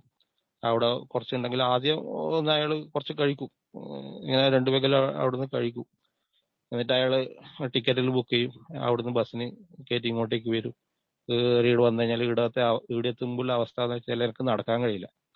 അങ്ങനെ വൈഫ് എന്നെ പിടിച്ചിട്ട് നേരെ ബാത്റൂമിൽ കൊണ്ടാക്കും. രാവിലെ ബാത്റൂമിൽ പോയി വന്ന് എന്തെങ്കിലും ദോശയെല്ലാം തന്നു കഴിഞ്ഞാൽ ഒരു കഷ്ണം പൊട്ടിച്ചിട്ട് എങ്ങനെയെങ്കിലും ഒന്ന് വായിൽ വെച്ചിട്ട് വൈഫ് രണ്ടാമത് തിരിച്ച് കിച്ചണിൽ പോയി അപ്പാടെ എഴുന്നേറ്റ് വാഷ് ബേസിനവിടെ പോയി കഴുകി. തിന്നാൻ പറ്റില്ല, ഭക്ഷണം കഴിക്കാൻ കഴിയില്ല. അപ്പൊ അവള് ഇങ്ങനെ എന്താ വേണ്ടത് വെച്ചാൽ ആപ്പിള് എല്ലാം മുറിച്ച് തരും. ആപ്പിള് കഴിച്ചാൽ കുറച്ച് ശരീരം ഇതാവുന്നെല്ലാം പറയും. ആപ്പിളെല്ലാം മുറിച്ച് തന്നു. 2 ദിവസം കഴിയുമ്പോൾ ചെറുങ്ങനെ ഭക്ഷണം എടുക്കാൻ തുടങ്ങും. ഭക്ഷണം ഇങ്ങനെ ചെറുങ്ങനെ കഴിക്കാൻ തുടങ്ങും. അപ്പോൾ 2 ദിവസം കഴിയുമ്പോൾ രണ്ടാമതും പഴയ സുനിലായി, ഇങ്ങനെ നല്ല ഉഷാറായി. അപ്പോ എനിക്ക് തോന്നുന്നു രണ്ടാമത് തിരിച്ച് ബാംഗ്ലൂർ പോവാം. അപ്പൊ ഇവളോട് പറയും ഇനി ഞാൻ മദ്യപിക്കുകയേ ഇല്ല, ഇനി ജീവിതത്തിൽ മദ്യപിക്കില്ല. ഭയങ്കര പ്രോമിസ് എല്ലാം കൊടുത്ത് തിരിച്ച് ഒരാഴ്ച കഴിഞ്ഞപ്പോൾ തിരിച്ച് ബാംഗ്ലൂർ പോകും. ബാംഗ്ലൂർ പോയി 2 ആഴ്ച വരെ പിടിച്ചു നിൽക്കും. മദ്യപിക്കാണ്ട് പിടിച്ച് 2 ആഴ്ച വരെ കറക്റ്റ് ഡ്യൂട്ടിക്കെല്ലാം പോയി പിടിച്ചു നിൽക്കും. പിന്നെ രണ്ടാമത് തുടങ്ങും. രണ്ടാമത് ആ ഡ്യൂട്ടിക്ക് പോകുന്ന സമയത്താണ് ഞാൻ ഈ രാവിലെ തുറക്കുന്ന ബാറുകൾ അന്വേഷിച്ച് കണ്ടുപിടിച്ചു. അത് 4 മണിക്ക് രാവിലെ തുറക്കുന്ന ബാറ്, അത് കഴിഞ്ഞ് 5 മണിക്ക് തുറക്കുന്ന ബാറ്, എല്ലാം ഞാൻ കണ്ടുപിടിച്ച് ഞാൻ ഈ രാവിലെ ഡ്യൂട്ടിക്ക് പോകുന്ന പറഞ്ഞിട്ട് ഇവിടുന്ന് ബാംഗ്ലൂരിൽ നിന്നാണ് ഇറങ്ങും, നേരെ വൈൻ ഷോപ്പിൽ പോകും. അവിടുന്ന് ഒരു 90 വാങ്ങും. 90 ഒരു ഗ്ലാസ് വെള്ളം, അല്ല ഒരു ഗ്ലാസ്, ഒരു വെള്ളത്തിന്റെ ബോട്ടിൽ, ഒരു ചെറിയ കള്ളന്റെ പാക്കറ്റ്. നേരെ വണ്ടി കയറും, വണ്ടിയിൽ നിന്ന് അടിക്കും, നേരെ അടുത്ത വൈൻ ഷോപ്പിൽ പോകും. അവിടുന്ന് ഇതേമാതിരി തന്നെ ഒരു 90, ഒരു ഗ്ലാസ് വെള്ളം, ഒരു വെള്ളത്തിന്റെ ഒരു ചെറിയ ബോട്ടിൽ, ഒരു ഗ്ലാസ്, കടലന്റെ ഒരു ചെറിയ പാക്കറ്റ്. അങ്ങനെ അടിച്ചടിച്ച് ഒരു 11 മണിയാകുമ്പോഴേക്ക് പിന്നെ നമ്മളെ ഒരു ഫുള്ള് കഴിച്ച് തീരും. ഒരു 11 മണിയാണ്. പിന്നെയും രണ്ടാമത് ഇതേ അവസ്ഥ തന്നെ. ഒരു 2 ദിവസം ഭക്ഷണം അകത്തു പോവും. പിന്നെ അമിത മദ്യപാനം, മദ്യപിച്ച് ഒന്നും ബോധം ഉണ്ടാവില്ല. അപ്പൊ രണ്ടാമത് തിരിച്ച് വൈഫ് കസിനെ വിളിക്കും. അപ്പൊ പുള്ളി വരും, പുള്ളി വന്ന് എല്ലാം റെഡിയാക്കും, ബസ്സിനെ കയറ്റി ഇങ്ങോട്ട് വിടും. ഇതേ അവസ്ഥ 3-4 പ്രാവശ്യം ചെയ്ത സമയത്ത് വൈഫിന്റെ സുഹൃത്തുണ്ട്, മോളെ ക്ലാസ് പഠിക്കുന്ന കുട്ടീന്റെ അമ്മ, അവരോട് ഇങ്ങനെ പറഞ്ഞു, ഇങ്ങനെ പ്രശ്നമുണ്ട്. അപ്പൊ അവര് പറഞ്ഞു ഇങ്ങനെ ഒരു സ്ഥലമുണ്ട്, പിന്നെ ഒരു പള്ളിയാണ് ക്രിസ്ത്യൻ, അവിടെ അവരോട് പറഞ്ഞാൽ അവര് അതിനുള്ള ട്രീറ്റ്മെന്റ് അവരെ വീട്ടിൽ ജോലി ചെയ്യുന്ന ഒരു ആളിത്, അവരെ ജോലി ചെയ്യുന്ന പെണ്ണുങ്ങളെ ഭർത്താവ് ഇതുപോലെ മദ്യപിച്ചിട്ട് ഇങ്ങനെ അവരെ ട്രീറ്റ്മെന്റിൽ ഇപ്പൊ മദ്യപിക്കുന്നില്ല എന്ന് പറഞ്ഞു. അങ്ങനെ നമ്മൾ അവിടെ പോയാൽ അവർ പറഞ്ഞു നമ്മളിപ്പോൾ ട്രീറ്റ്മെന്റ് ചെയ്യുന്നില്ല, ഒരു ഹോസ്പിറ്റൽ ഉണ്ട് ഹോമിയോന്റെ, അവിടെ പോയാൽ നിങ്ങൾക്ക് അവര് ഇതിനുള്ള മദ്യപാനം നിർത്തേണ്ട മരുന്ന് തരുന്നു പറഞ്ഞു. അപ്പൊ നമ്മൾ അവിടെ പോയി, പയ്യന്നൂര് ഒരു ഹോമിയോ ഹോസ്പിറ്റൽ. അപ്പോൾ മദ്യപാനം നിർത്തണം അവർ ചോദിച്ചു, ഡോക്ടർ നിങ്ങൾക്ക് താല്പര്യമുണ്ടോ? ഞാൻ പറഞ്ഞു എനിക്ക് മദ്യപാനം നിർത്തണം എന്നുള്ള താല്പര്യമുണ്ടെന്ന് പറഞ്ഞു. അങ്ങനെ അവിടുന്ന് മരുന്ന് മറ്റേ ഹോമിയോന്റെ ഗുളിക തന്നു, 1 മാസം കഴിക്കാൻ വേണ്ടി. അപ്പൊ ഫുൾ എനക്കും ധൈര്യമായി, ഇനി മദ്യപിക്കൂല, ഈ ഗുളിക ഉണ്ട് കയ്യിൽ. അങ്ങനെ തിരിച്ച് രണ്ടാമതും ബാംഗ്ലൂർ പോയി. ആ ഗുളിക 1 മാസം കൃത്യമായിട്ട് ആ ഗുളിക കഴിച്ചു, മദ്യപിച്ചില്ല. തിരിച്ച് ആ ഗുളിക കഴിഞ്ഞാൽ രണ്ടാമത് വന്ന് വൈഫിനെല്ലാം ഭയങ്കര സന്തോഷം, കമ്പനിയിലും എല്ലാവർക്കും ഭയങ്കര സന്തോഷം. ആ 1 മാസം മദ്യപിക്കാണ്ടെന്ന്. തിരിച്ച് അവിടെ വന്ന് അപ്പൊ ഒരു തുള്ളി മരുന്ന് വെള്ളത്തിൽ കലക്കി കുടിക്കാൻ വേണ്ടിയിട്ട്, ഇത് 1 മാസം കഴിക്കുന്ന പറഞ്ഞു. അതൊരു മാസം കഴിച്ചില്ല, ഒരു 2 ആഴ്ച കഴിച്ച് പിന്നെ രണ്ടാമതും മദ്യപിക്കാൻ തുടങ്ങി. ഒരു കാരണവുമില്ല മദ്യപിക്കാൻ വേണ്ടിയിട്ട്. ബാറിന്റെ മുമ്പിൽ പോകുന്നു, അവിടെ നിർത്തുന്നു, അവിടുന്ന് വാങ്ങിക്കുന്നു, കഴിക്കുന്നു. ഒരു കാരണവുമില്ല, ഒരു പ്രശ്നവുമില്ല, വീട്ടിൽ ഒരു പ്രശ്നമില്ല, വൈഫായിട്ട് ഒരു പ്രശ്നമില്ല, ഒന്നുമില്ല. മദ്യപാനം തുടങ്ങി ഇങ്ങനെ ഭയങ്കര മദ്യപിച്ച് പിന്നെ ഇതന്നെ നമ്മളെ കസിൻ തന്നെ വരും പുള്ളി. പിന്നെ ലാസ്റ്റ് എന്നെ അടുത്ത് കുടിക്കൂല, എന്നെ ബസ് കയറ്റി. എന്നുവെച്ചാൽ 3-4 ദിവസം ഭക്ഷണമില്ല. ബസ് കയറ്റി അശോകയിൽ കയറ്റി. ഞാൻ തലശ്ശേരി എത്തുമ്പോഴാണ് ഒരു ബസ് സ്റ്റോപ്പിൽ നിന്ന് അവിടെ ഒരു സൈൻ ബോർഡ് ഉണ്ടായിരുന്നു. സൈൻ ബോർഡ് ഇങ്ങനെ നോക്കുമ്പോൾ ആ സൈൻ ബോർഡിൽ ആരോ ഒരാൾ ഇരിക്കുന്ന മാതിരി എനിക്ക് തോന്നുന്നു. പെട്ടെന്ന് ഞാൻ വിചാരിച്ചു അത് തോന്നുന്നു ഞാൻ എന്ന് വിചാരിച്ച്. അപ്പൊ വീട്ടിൽ വന്ന് പിന്നെ രാവിലെ പേപ്പർ വായിക്കാൻ വേണ്ടി കോളേജിലേക്കുമുണ്ട്. മരത്തിന്റെ മുകളിൽ നോക്കുമ്പോൾ മരത്തിന്റെ മുകളിൽ ഒരാള്. ഞാൻ ഇങ്ങനെ വൈഫിനെ വിളിച്ചിട്ട് ഞാൻ പറഞ്ഞു, അവിടെ ഒരാള് മരത്തിന്റെ മുകളിൽ ഇങ്ങനെ ഉള്ള മാതിരി തോന്നുന്നുണ്ട്.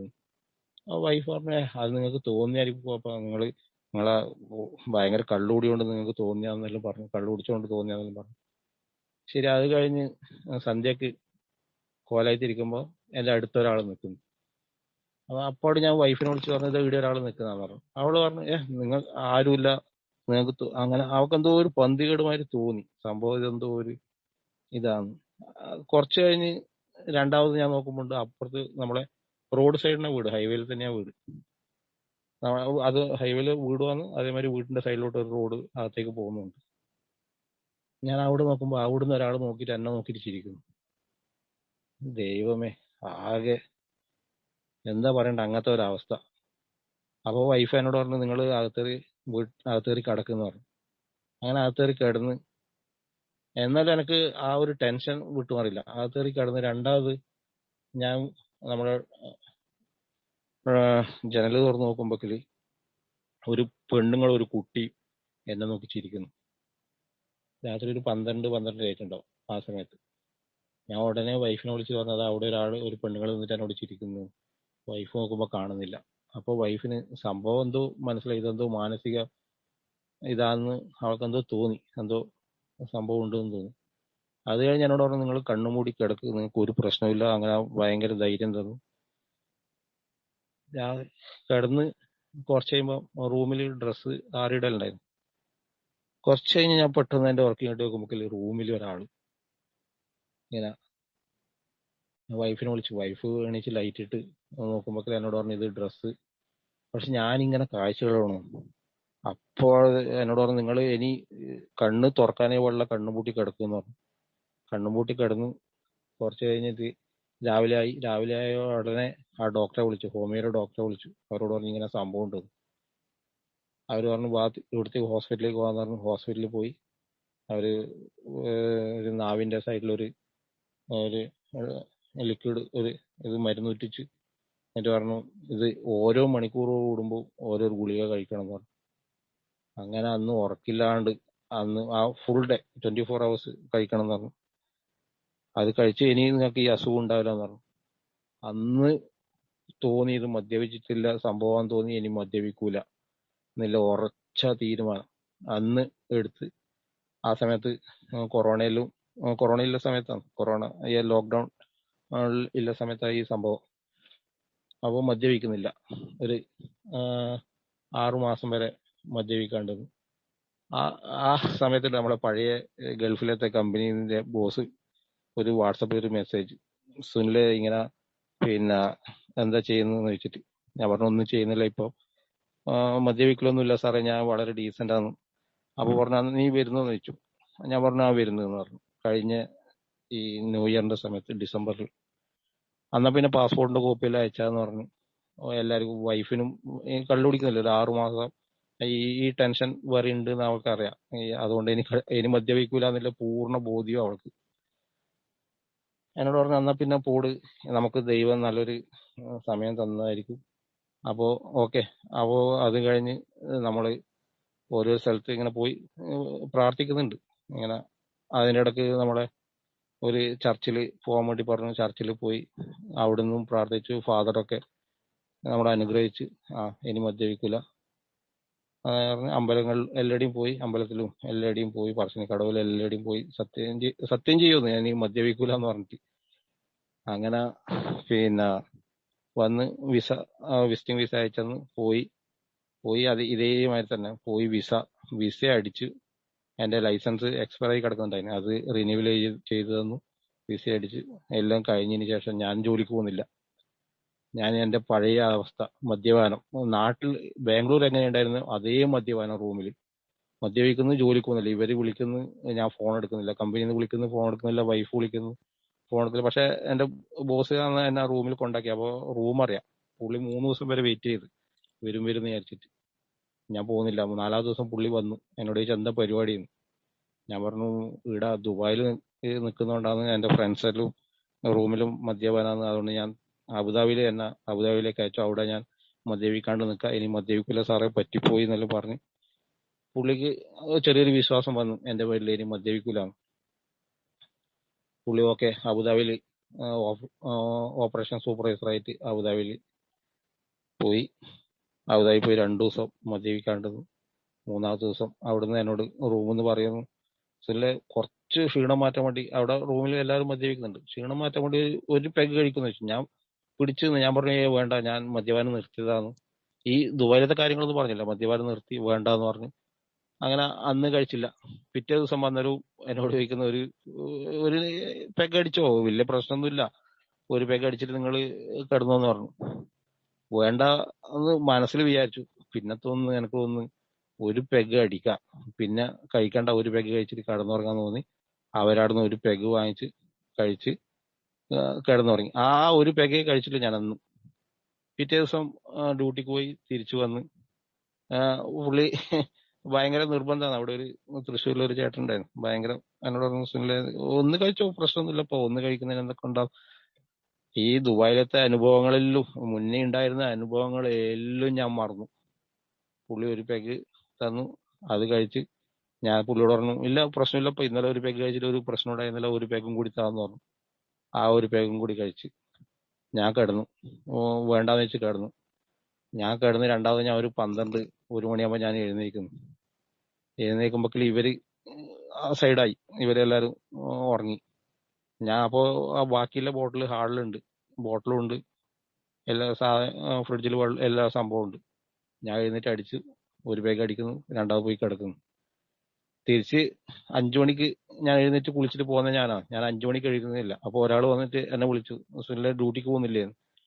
ഞാൻ ഡ്യൂട്ടിക്ക് പോകാൻ വേണ്ടി എണീക്കുന്നു, കുപ്പി അവിടെ കാണുന്നു, ഞാൻ അവിടെ പോയിട്ട് കഴിക്കുന്നു, രണ്ടാമതും വന്ന് കിടന്നുറങ്ങി. അപ്പോൾ അവർക്ക് എന്തോ ഒരു സംശയം പോലെ തോന്നി. എന്നോട് പറഞ്ഞു ഡ്യൂട്ടിക്ക് പോ, നിങ്ങൾ ഇത് ശരിയാവില്ല, ഡ്യൂട്ടിക്ക് പോ എന്ന് പറഞ്ഞു. ഞാൻ പറഞ്ഞു ഡ്യൂട്ടിക്ക് ഏതായാലും ഇന്ന് ലീവാക്കാം, ഇന്ന് പ്രശ്നമില്ല, ഒരു ദിവസം ലീവാക്കാം. അപ്പൊ അവർ പറഞ്ഞു എന്നാ പിന്നെ ഇന്ന് ലീവായിക്കോ, ഇനി കഴിക്കണ്ടെന്ന് പറഞ്ഞു. സാധനം അവിടെ തന്നെയുണ്ട്. അവരെല്ലാരും ഡ്യൂട്ടിക്ക് പോയി, ഞാൻ എന്റെ പരിപാടി ഇതെല്ലാം മറന്നു എന്നുള്ളതാണ്. എല്ലാം സംഭവിച്ച കാര്യങ്ങൾ, ഒരാള് ഹെൽപ്പ് ചെയ്തു, ഇവിടെ ഗൾഫിലെത്തി, എല്ലാം മറന്നു. രണ്ടാമത് അടിച്ചു, ആ സാധനം തീർന്നു. അപ്പോ അബുദാബിയിൽ പുതിയ നിയമമുണ്ട്. മറ്റേ കള്ള് ഷാപ്പിൽ ആർക്ക് പോയാലും, ലിക്കർ ഷോപ്പിൽ ആർക്ക് പോയാലും ലിക്കർ വാങ്ങാം, ആർക്ക് പെർമിറ്റോ കാര്യങ്ങളോ ഒന്നും വേണ്ട. അങ്ങനെ അവിടെ പോയി സാധനം വാങ്ങിച്ചോണ്ട് അടി താഴ്ന്ന് മസാല ദോശ, ഹോട്ടലിൽ വിളിച്ചു പറഞ്ഞു മസാല ദോശ വന്ന്, ഉച്ചക്ക് ബിരിയാണി എല്ലാം കഴിച്ച് അന്നും കിടന്നു. അപ്പൊ ഇവര് വരുമ്പോ ഞാൻ നല്ല ഉറക്കാം. അപ്പൊ അവർക്ക് മനസ്സിലായി ഇന്നൊരു ദിവസം ലീവല്ലേ, അപ്പൊ നാളെ ഡ്യൂട്ടിക്ക് പോയിരിക്കുന്നു. ഞാൻ ഒരു ബോട്ടിൽ വാങ്ങി എന്റെ കട്ടിലിന്റെ അടിയിൽ വെച്ചു, ബാക്കി അവര് അവിടുന്ന് കഴിച്ച ആ ഒരു ബോട്ടിൽ അവിടെ അതേ ടേബിളിൽ ഞാൻ കൊണ്ടുവച്ചു, അവിടെ ഉണ്ടായിരുന്ന സാധനം. ഇത് ഒരു പെഗ് അവരെല്ലാം കഴിക്കും. അവരെല്ലാം കഴിക്കുന്ന വെച്ചാൽ അവരെ ആവശ്യത്തിന് കഴിക്കും, അവര് കിടന്നുറങ്ങും, ഡ്യൂട്ടിക്ക് പോകും. അന്നും പറഞ്ഞു ഒരു പെഗ്, ഞാൻ അവരോട് പറഞ്ഞു ഒരു പെഗ് എനിക്ക് വേണം, അത് നാളെ രാവിലെ ഡ്യൂട്ടിക്ക് പോകാൻ വേണ്ടിയിട്ട്. അവർ ഒരു പെഗേ കഴിക്കാൻ പാടുള്ളൂ, ഇനി കഴിക്കാൻ പാടില്ലെന്ന് പറഞ്ഞു. ശരി. അന്ന് ആ ഒരു പെഗ് കഴിച്ച് കിടന്നുറങ്ങി. ഇതന്നെ അവര് എല്ലാരും കിടന്നുറങ്ങി, ഞാൻ എഴുന്നേറ്റ് കഴിക്കുന്നു. പിറ്റേ ദിവസം ഞാൻ ജോലിക്ക് പോകുന്നില്ല. അങ്ങനെ അവർക്ക് സംഭവം മനസ്സിലായി, ഞാൻ മദ്യത്തിന് അടിമയാന്ന് അവർക്ക് മനസ്സിലായെന്ന് വെച്ചാൽ അവരും കഴിക്കുന്നുണ്ട്, അവർ കഴിച്ച് കിടന്നുറങ്ങുന്നു, അവര് ജോലിക്ക് പോകുന്നു. ഞാൻ കഴിക്കുന്നു, ഇത് കണ്ടിന്യൂ ആയി കഴിക്കുന്നു, ജോലിക്ക് പോകുന്നില്ല. അങ്ങനെ അവരെന്റെ കമ്പനിയിൽ ഇൻഫോം ചെയ്തു, ഇങ്ങനെ ആള് ഇങ്ങനെ മദ്യപിച്ച് കിടക്കുമെന്ന്. എന്നുവെച്ചാൽ നമുക്ക് ഇവിടെ നിന്ന് ശരിയാവില്ല, എന്നുവെച്ചാൽ നമ്മളെല്ലാം ഫാമിലി എല്ലാവരും ഉള്ളതാണ്, അതുകൊണ്ട് പുള്ളിനെ നിങ്ങൾ എങ്ങനെയെങ്കിലും റൂമിൽ നിന്ന് ഒഴിവാക്കണം എന്ന് പറഞ്ഞു. അങ്ങനെ കമ്പനിയിൽ അവിടെ വിളിച്ചു പറഞ്ഞു, അവര് ഹെഡ് ഓഫീസിൽ ഇൻഫോം ചെയ്തു. അപ്പൊ അവിടുന്ന് ഫോൺ വരുന്നുണ്ട്, ഞാൻ ഫോൺ എടുക്കുന്നില്ല കമ്പനിയിൽ നിന്ന്. അപ്പോൾ ഇവരെന്ത് ചെയ്തു, എന്നോട് പറഞ്ഞു, സുനിലെ ഇനി ഇവിടെ റൂമിൽ നിൽക്കാൻ പറ്റില്ല, നീ റൂം കാലേക്ക് പോകണം എന്ന് പറഞ്ഞു. ഞാൻ അവരെ കാല് പിടിക്കുമെന്ന്, ഇനി ഞാൻ കഴിക്കൂല, ഇനി എന്തായാലും കഴിക്കൂല, നിങ്ങൾ എന്നോട് റൂം കാലേക്ക് പോകാൻ വേണ്ടി പറഞ്ഞില്ല, എനിക്ക് വേറെ പോകാൻ സ്ഥലമില്ല, അങ്ങനെ ഇങ്ങനെ എന്തായാലും പറഞ്ഞു. അവര് സമ്മതിക്കുന്നില്ല. എന്തായാലും എന്റെ നാട്ടുകാരുണ്ട്, റൂം കാലിയാക്കിയേ പറ്റൂ, എന്ന് വെച്ചാൽ ശരിയാവില്ല, നിങ്ങളെ മദ്യപാനം ശരിയാവില്ല, നിങ്ങൾ എന്തായാലും റൂം കാലിയാക്കി പോകണം. അപ്പോൾ നാട്ടിൽ നിന്ന് കൊണ്ടുപോയ പൈസ ഉണ്ട് എൻ്റെ കയ്യിൽ, കുറച്ച് ദറംസാക്കി വെച്ച പൈസ ഉണ്ടായിരുന്നു. ഞാൻ അവിടുന്ന് ആ വാശിക്ക് അവർ പറഞ്ഞ കേൾക്കൂല എന്ന് എനിക്ക് തോന്നി, അവിടുന്ന് ഞാൻ വേറൊരു ബെസ്റ്റ് ഫേസ് കണ്ടുപിടിച്ച് അവിടെ പോയി 2 ദിവസം. അപ്പൊ തന്നെ കമ്പനിയിൽ തന്നെ ക്യാൻസൽ ആക്കേണ്ട എല്ലാ പരിപാടിയും നമ്മളെ ബോസ് വീട്ടിൽ വിളിച്ച് വൈഫിനോട് പറഞ്ഞു ഇങ്ങനെ സംഭവം ഉണ്ട്. ആ സമയത്താണ് ഈ വെള്ളം നില്ല സിനിമ ട്രെയിലർ ഇങ്ങനെ ഓടിക്കൊണ്ടിരിക്കുന്നു. അപ്പോൾ വൈഫിന് സംഭവം മനസ്സിലായി, ഇയാള് മദ്യപാനം പഴയ രീതിയിൽ തുടങ്ങി, ഇനി രക്ഷയില്ല. അപ്പോൾ വൈഫ് ഈ ട്രെയിലറെല്ലാം കണ്ട് നമ്മളെ മുരളിയേട്ടൻ നമ്പർ എങ്ങനെയോ വാട്സാപ്പിലെടുത്ത് മുരളിയേട്ടനോട് എന്തോ പറഞ്ഞിങ്ങനെ, ഹസ്ബൻഡ് ഈ അവസ്ഥയിലുള്ളത്, നിങ്ങൾ എന്തെങ്കിലും ഏതെങ്കിലും എന്നാണ് ഇത് മദ്യത്തിൽ നിന്ന് രക്ഷപ്പെടാൻ വേണ്ടിയില്ല എന്തെങ്കിലും ഒന്ന് പറഞ്ഞതെന്ന് അവൾ പറഞ്ഞു. അപ്പോൾ പുള്ളി ഇങ്ങനെ നമ്മുടെ നാട്ടിലൊരു DADS സെന്റർ ഉണ്ട്, അവിടെ അയച്ചോ, വേറെ രക്ഷയില്ല, നിങ്ങൾ എങ്ങനെയെങ്കിലും പുള്ളിനെ നാട്ടിലെത്തിക്കാൻ നോക്കുന്നു എന്തോ പറഞ്ഞു തോന്നുന്നു. അപ്പോൾ പിറ്റേ ദിവസം ഞാൻ ഇവളെ വിളിച്ചേരം മിസ് കോൾ ചെയ്ത്, ഇവള് ഇവിടുന്ന് നെറ്റ് റീചാർജ് ചെയ്ത് ഇവള് വിളിച്ചു, പൈസ ഇട്ട് വിളിച്ച് വാട്സപ്പിൽ മെസ്സേജ് അയച്ചു, ഇങ്ങനെ നിങ്ങൾ ഒരു കാരണവശാലും പേടിക്കേണ്ട, നിങ്ങൾ എങ്ങനെയെങ്കിലും നാട്ടിലേക്ക് പോവാ, നമുക്ക് പൈസയെല്ലാം നാട്ടിലെത്തിയിട്ട് ഉണ്ടാക്കാം. അവളാ മനസ്ഥിതിയാണ്, അവള് ഭയങ്കര ധൈര്യം തരുവേ. അപ്പൊ എനിക്കൊരു ധൈര്യം കിട്ടി, തീർച്ചയായിട്ടും. എന്താ വെച്ചാൽ എനിക്ക് അവിടെ നിൽക്കാൻ കഴിയില്ലെന്ന് എനിക്കും മനസ്സിലായി. ഇനി എനിക്ക് ജോലിക്കും പോകാൻ കഴിയില്ല, കമ്പനി എന്തായാലും ക്യാൻസൽ ആക്കുകയും ചെയ്യും, വേറെ ഒന്നുമില്ല. അപ്പോൾ വൈഫ് എന്നോട് പറഞ്ഞു, നിങ്ങൾ എങ്ങനെയെങ്കിലും നാട്ടിലേക്ക് പോവാ, അവിടെ നിൽക്കണ്ട, അവിടെ നിന്നാൽ നിങ്ങൾ ഇത് അവസ്ഥ വളരെ അവസ്ഥയാണ്, ഗൾഫാണ്, നിങ്ങൾ പിന്നെ എന്തെങ്കിലും സംഭവിക്കുന്നെല്ലാം പറഞ്ഞു. അപ്പോൾ ഞാനും നമ്മുടെ ബോസിനോട് പറഞ്ഞു, സംഭവിച്ചു പോയി സാറേ, എനിക്ക് കൂടി. അപ്പോൾ അവര് പറയുന്നത്, നീ മതിയാക്കി പോട്, നിന്നെ ഇനി നമുക്ക് ആവശ്യമില്ല, നീ പോട്, നിന്റെ സേവനിൽ നമുക്ക് മതിയായി, പോടെന്ന് പറഞ്ഞു. അപ്പോൾ വിസയെല്ലാം ക്യാൻസലാക്കി. എനിക്ക് ടിക്കറ്റിന്റെ പൈസ എന്നോട് പറഞ്ഞു, ചെലവിന് പൈസ ഉണ്ടോ ചോദിച്ചു. ഞാൻ പറഞ്ഞു, ചെലവിന്റെ പൈസ ഒന്നും ഇല്ലാന്ന് പറഞ്ഞു. അങ്ങനെ ഒരു 500 ദിർഹംസ് എനിക്ക് പൈസ തന്നു. നമ്മളെ ബോസിന്റെ ഒരു നല്ല നല്ലൊരു മനസ്സിന് ഉടമയാണ് അദ്ദേഹം. എന്നുവെച്ചാല് സാധാരണ ഒരു വിസയിലും പുതിയ വിസയിലും അടിച്ച് ക്യാൻസൽ ആക്കിയിട്ടുണ്ടെങ്കിൽ കമ്പനി അങ്ങോട്ട് പൈസ ചോദിക്കും. പക്ഷെ പുള്ളി നമ്മളാ മുന്നേ ജോലി ചെയ്ത ആ ഒരു ഉത്തരവാദിത്തോടെ ജോലി ചെയ്ത ആ ഒരു ഇതുകൊണ്ട് പുള്ളി എന്നോട് പറഞ്ഞു, സുനിലെ നീ പോട്, നാട്ടിൽ പോട്, അപ്പോൾ ഇനി ഇവിടെ നിൽക്കണ്ട. ടിക്കറ്റിന്റെ പൈസയും പുള്ളി തന്നു, 500 ദിർഹംസും തന്നു.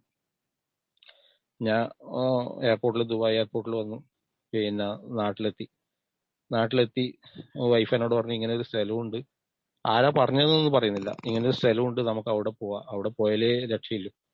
അപ്പൊ ഞാൻ വൈഫിനോട് പറയുന്നത് വെച്ചാല്, ഞാൻ അവിടുത്തെ എന്റെ ബോസിനോട് ചെയ്ത എനിക്ക് കുറ്റബോധമുണ്ട്, ഭയങ്കര കുറ്റബോധമുണ്ട്. ഇനി എനിക്ക് DADS സെന്റർ ഒന്നും വേണ്ട, ഇനി ഞാൻ മദ്യപിക്കൂല, ഇനി എനിക്കൊന്നും വേണ്ട, ഞാൻ മദ്യപിക്കൂല, അത്രയും കുറ്റബോധമുണ്ട് എനിക്ക്. അതുകൊണ്ട് ഞാൻ മദ്യപിക്കൂല, DADS സെന്ററിൽ ഒന്നും പോകണ്ട, നിർത്തി എന്ന് പറഞ്ഞ് 2 മാസത്തിനുള്ളിൽ ഞാൻ നമ്മളെ ബാംഗ്ലൂരിൽ നിന്ന് ഒരു ഫുഡ് ഐറ്റംസ് വരുത്തിക്കുന്നു, ഇവിടെ സ്വന്തമായിട്ട് ബിസിനസ് തുടങ്ങുന്നു, എല്ലാം നല്ല രീതിയിൽ ഇങ്ങനെ ബിസിനസ് എല്ലാ ഷോപ്പിലും ഇങ്ങനെ സാധനം വെക്കുന്നു, പോകുന്നു.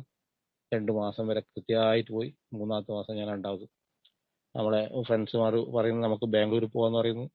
അപ്പൊ ബാംഗ്ലൂർ പോകാന്ന് പറഞ്ഞ് എല്ലാം റെഡിയായി. അതിന് മുന്നേ ഞാൻ അടി തുടങ്ങി.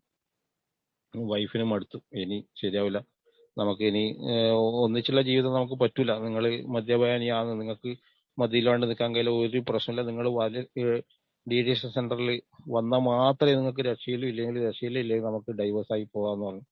ഇതൊന്നും വകവെക്കാണ്ട് ഞാൻ ഈ ബിസിനസ് തുടങ്ങിയ ഇത് നല്ലൊരു ഇതിൽ വന്നെയാണ് ബിസിനസ്.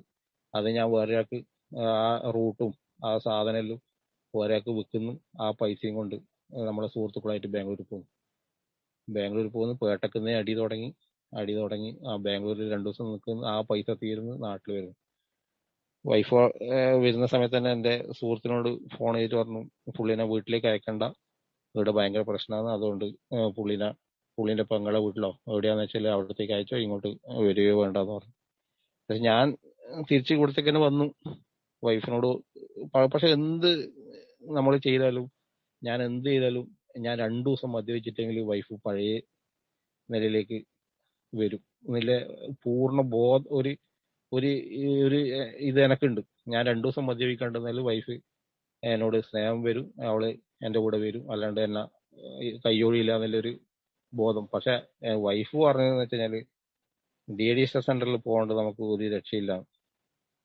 അങ്ങനെ സമ്മതിച്ച് കഴിഞ്ഞ ജൂലൈ 24 നമ്മള് അവിടെ വചനജ്യോതി എന്ന് പറഞ്ഞ ഒരു ദൈവത്തിന്റെ സന്നിധി തന്നെയാണത്, പറയാണ്ടിരിക്കാൻ പറ്റില്ല. അവിടെ നമ്മൾ പോയി, രണ്ടാളും കൂടി പോയി അന്വേഷിച്ച്. അപ്പോൾ അവിടെ ഫാദർ പറഞ്ഞു ഇങ്ങനെ പിന്നെ മദ്യപിച്ചിട്ടാ വരുന്നുണ്ടെങ്കിൽ വൈഫും കൂടി നിൽക്കണം, മദ്യപിക്കുന്നില്ലെങ്കിൽ പിന്നെ ഒരാഴ്ചയെല്ലാം മദ്യപിക്കാണ്ട് നിൽക്കുന്നുണ്ടെങ്കിൽ നിങ്ങൾ വന്നിട്ട് ഇവിടെ അഡ്മിറ്റ് ആക്കിയിട്ട് നിങ്ങൾക്ക് തിരിച്ചു പോകാമെന്ന് വൈഫിനോട് പറഞ്ഞു.